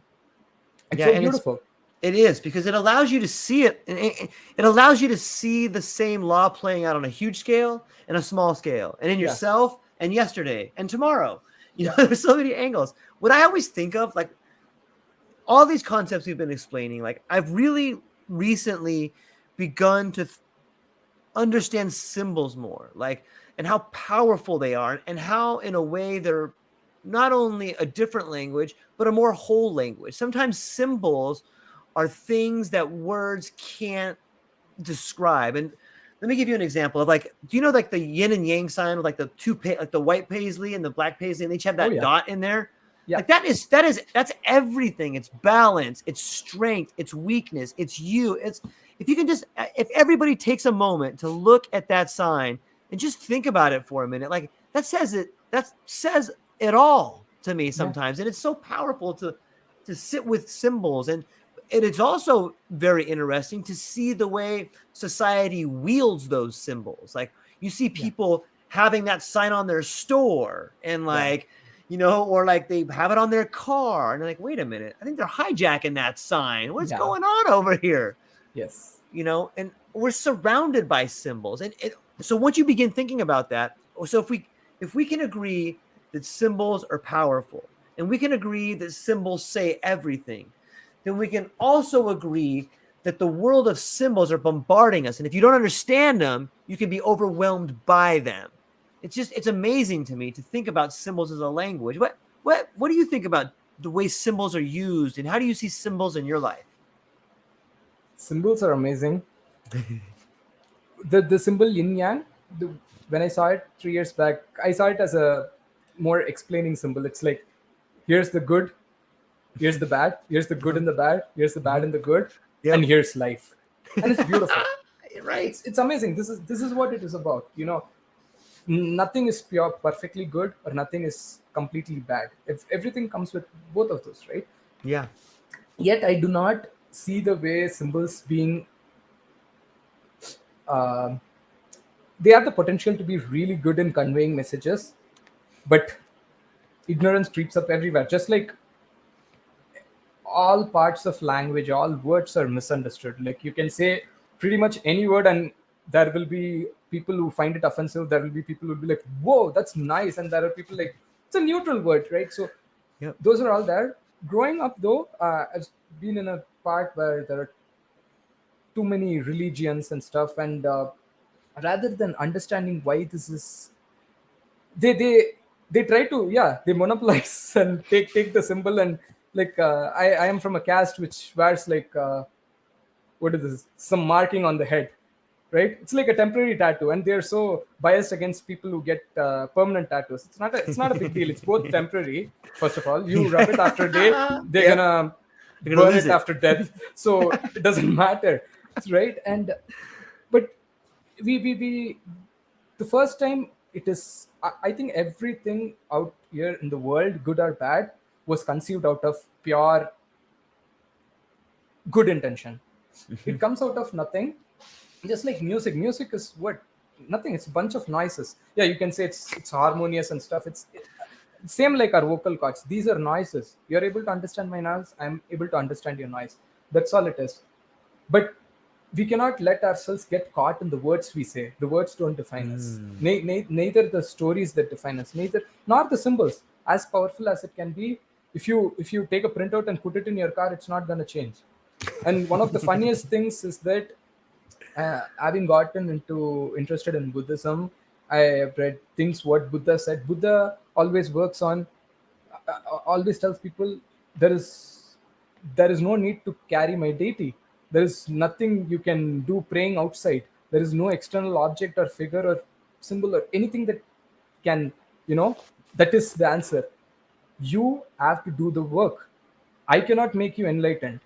I can show you the path, but you have to walk each step. And this person, so funny. I find Hinduism to be what is it? It's a big corporate. Hinduism. It goes on occupying different religions. So there are 10 avatars in Hindu, where first avatar, second avatar, they say how it's kind of matches with evolution. And Buddha at some point is quoted of saying like, there is no God as we think it is, right? as the external image, as the deity form, and so on. And to the wonder of me, they made Buddha the ninth avatar in Hinduism. I was like, wow. It's like the person who said there is no God as such. And you see so many people like go and see they have like small Buddha statues. Right? It's not bad to it can be it's a great tool if you use it as a reminder, right? Mm-hmm. This needs to put me in present moment. It's great. Any symbol is magical, right? Yeah. Like people use candles. Candles are amazing because one of the reasons they have been the people were in the wild, so candle fire keeps it away, and candles are, and they use that to create the safe space as well as use it as a symbol to start meditating. But now people light up candles everywhere without understanding why the candle is lit, right?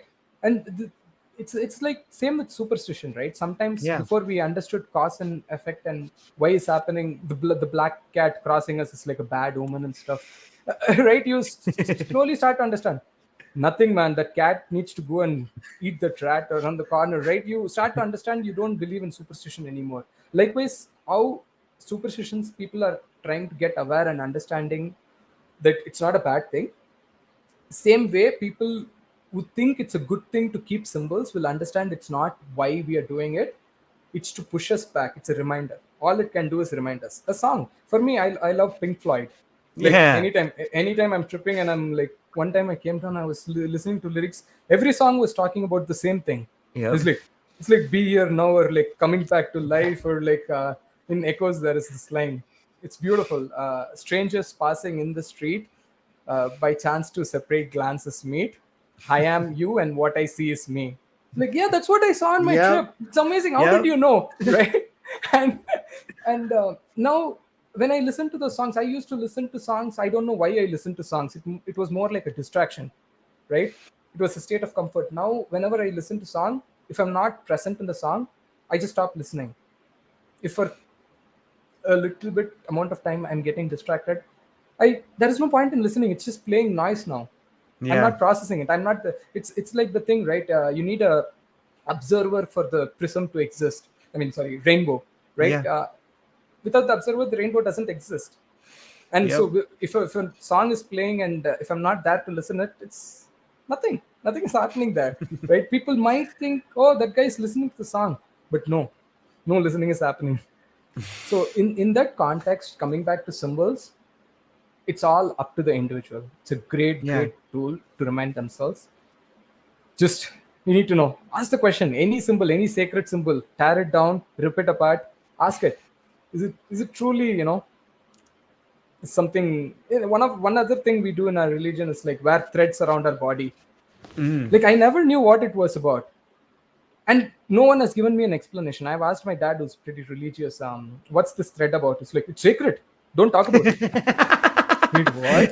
And growing up, I got limited in having these discussions about different things because, like, one of the things I felt like previous generation did was growing up in an authoritative environment.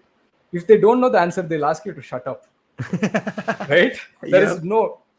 Until I was 20 years old, I actually thought my dad knew everything and he didn't tell me. Now I come to know. Doesn't know. That's one more reason I had public fear, right? Like Right. public speaking, because I felt like the person sitting on the other side knew much better, right? Yeah. And now I don't demean the other person, but I just understand you you can know so much more than me, but in the vast ocean of knowledge, that's nothing. It's like grabbing onto water with your hand in the ocean, and you took it, 90% of it's fall through the Yeah. holes, and then some stays, and like, yes, I am Got some.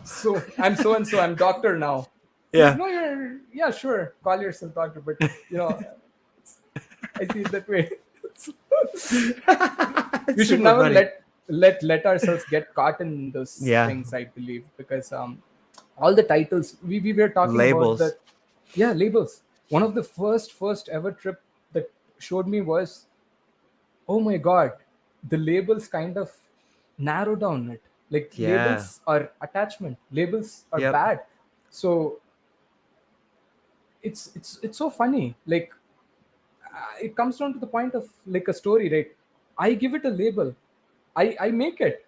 I am creating. This is why the other thing you said, we are of one organism, and we are just happening inside the thought. It's the Brahma's thought or something, they say, I think. Mm-hmm.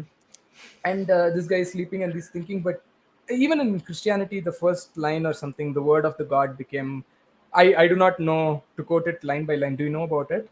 I think it's in the beginning the flesh There was a became word, word, or the or word the, became flesh. yeah, the word became flesh, right? Yeah. So I truly believe that, because like what you define at, you manifest it, you create that Yeah. reality. You want to say it's bad, it's bad.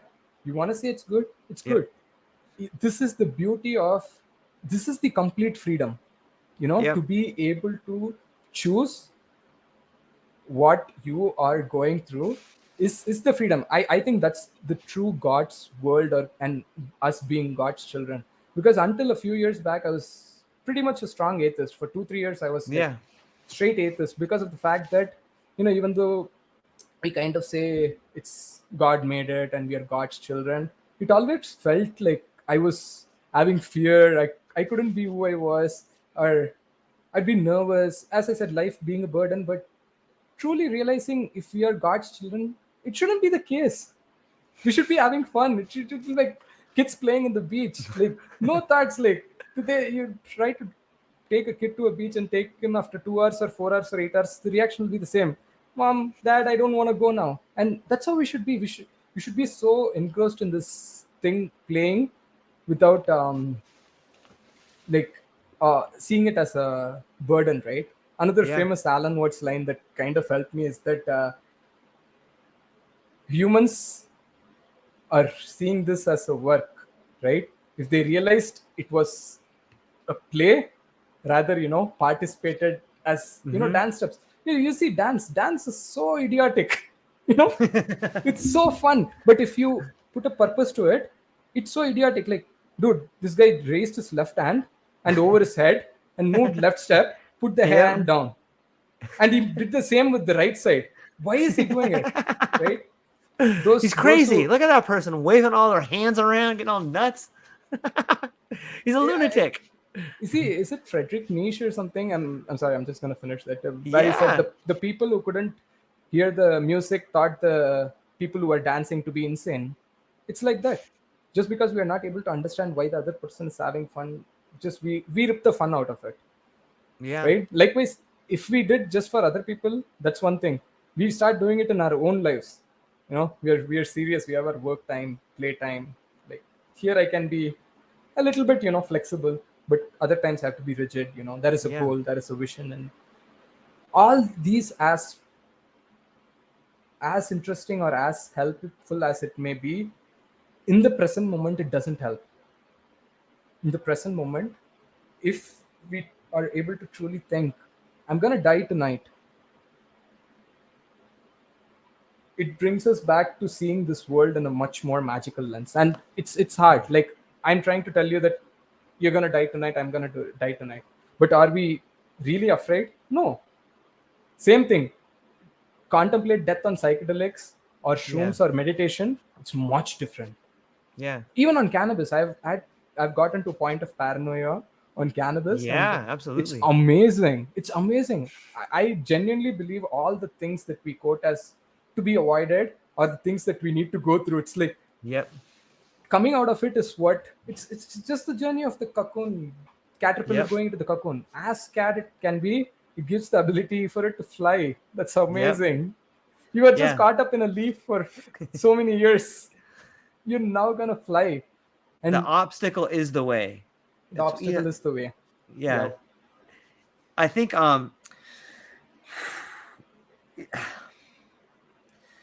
it's amazing to me. Like there's so much that it makes me think about. When I think about Nietzsche going back, he's got this idea of the transformation from the camel to the child. And he speaks about in the beginning, we're all like this camel and we sit down in front of society. We get on our knees, we bend on our knees and we lay down and we take this load and everybody puts this stuff on our back. Hey, here's Alfred North Whitehead. Here's Nietzsche. here is President Bush, here's President Modi, here's society, here's war. Like we have all this stuff and it's stacked on us. And then when we reach a certain age, we rise up off our knees and we run into the desert with this giant load on us. And the desert is like our life, right? Like we're out here, we're trying to figure stuff out. And all of a sudden we realize how much a burden all this stuff is. So we want to take this load off of us now. Like, I don't need I don't need war. I don't need this stuff. And you begin to go through this transformation. And they said the second transformation is the camel becomes the lion. And so you transform from someone who has had all this load on them into this beast that has to fight. Now, okay, now I'm going to become a lion. I'm going to fight for everything. And so you get rid of everyone's stupid ideas. And now you are making your own ideas. And you have to become this lion because there's a dragon you have to slay. So the next part is after you've taken the load, you've gotten rid of all these people's ideas, you've formed your own ideas. Now you're a lion. So you've made the transformation from camel to lion. And now you are your own person. You've become awake to these ideas that you can make your own life. But there's one last test. Now you have to slay this giant dragon. And this dragon is called Thou Shalt. And think of like a ginormous dragon, and it's got millions of scales, and on every scale is written the word thou shalt. Thou shalt pray, thou shalt live, thou shalt be a kind person. And the dragon says to the lion, sorry, man, you're our lion, but there's no more room on any of these scales, man. There's nothing left for you. So what do? You got to fight the dragon. And the end of the story is becoming a child, because once you destroy the dragon, once you release the roar that shatters the dragon's scales and you've conquered it, you realize you're at the beginning and you're a child, you know? Yeah. It's such a beautiful story. And I think that's, and to me, I really admire the story because I think it tells every stage of life. And no matter where you are in your life, you realize it's a circle and you're supposed to be there. And there's something more you can, even though you've already done this, there's something else you missed along the way. You can learn more. Thanks for letting me share that story. It's a beautiful story. I really like that. It's true, right? Like I think my psychedelics showed me how I was a camel carrying the baggage of the human who put on me, and that human is not one person. That's what we need to see.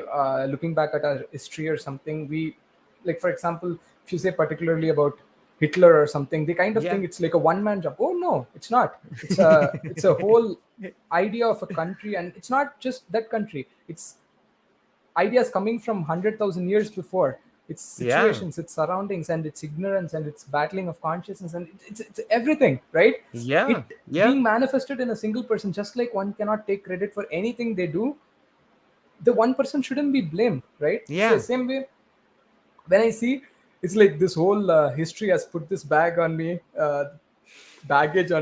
as the camel thing was nice. And you're like, it's not my luggage. Wait, I don't need a luggage. I even have a water pouch inside me. I don't need to even carry water bottles, Why am I carrying this? Yeah. So, yeah.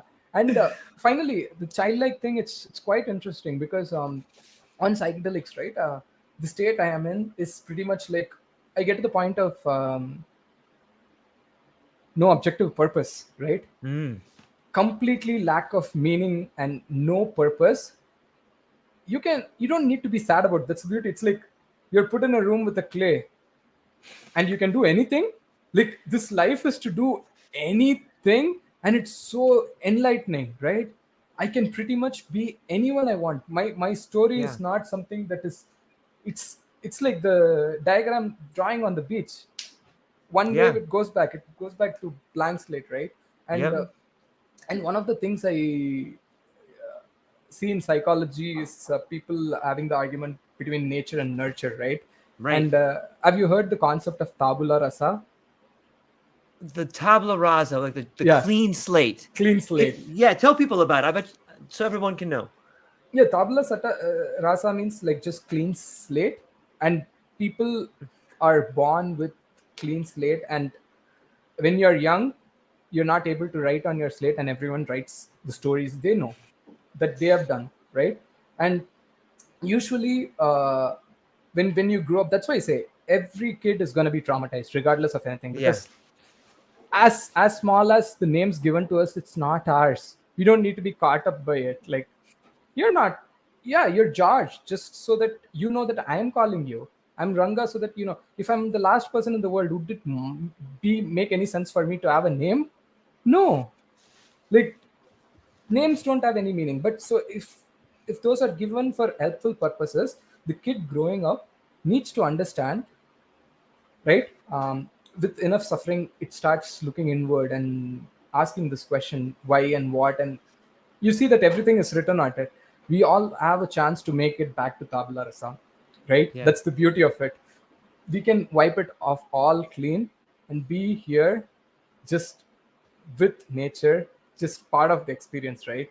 Like, I never understood, even now in my sober sense, I don't understand. After enlightenment, they say there is no observer, there is no observed. There is just an experience flowing through. I have a hint of like, I did have that on psychedelics, but right now I cannot even. I would be lying if I said I understood it now. But I know Right. the moment I'm popping something, I'm gonna be there. Because there is that's it. So we need to erase the stories. The stories, as much as seems like gives us identity, it's prisoning. And one of the things that happens in trauma, right? Trauma passes down when there is no Yeah. healing.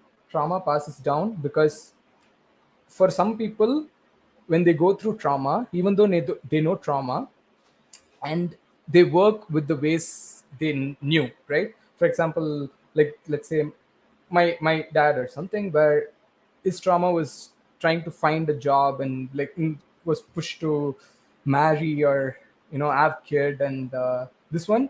But having gone through that now, even though he was successful in the sense that he came out of it still alive, a kid, he had a job, he had made money and so on, he thinks that worked, right? And people think what they did worked, and therefore they try to pass it on to the next generation.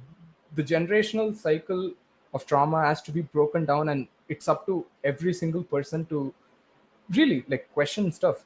You can't really offend the dead. You can Yeah. talk anything about 100 years back and it's fine. Like, they did it for a reason.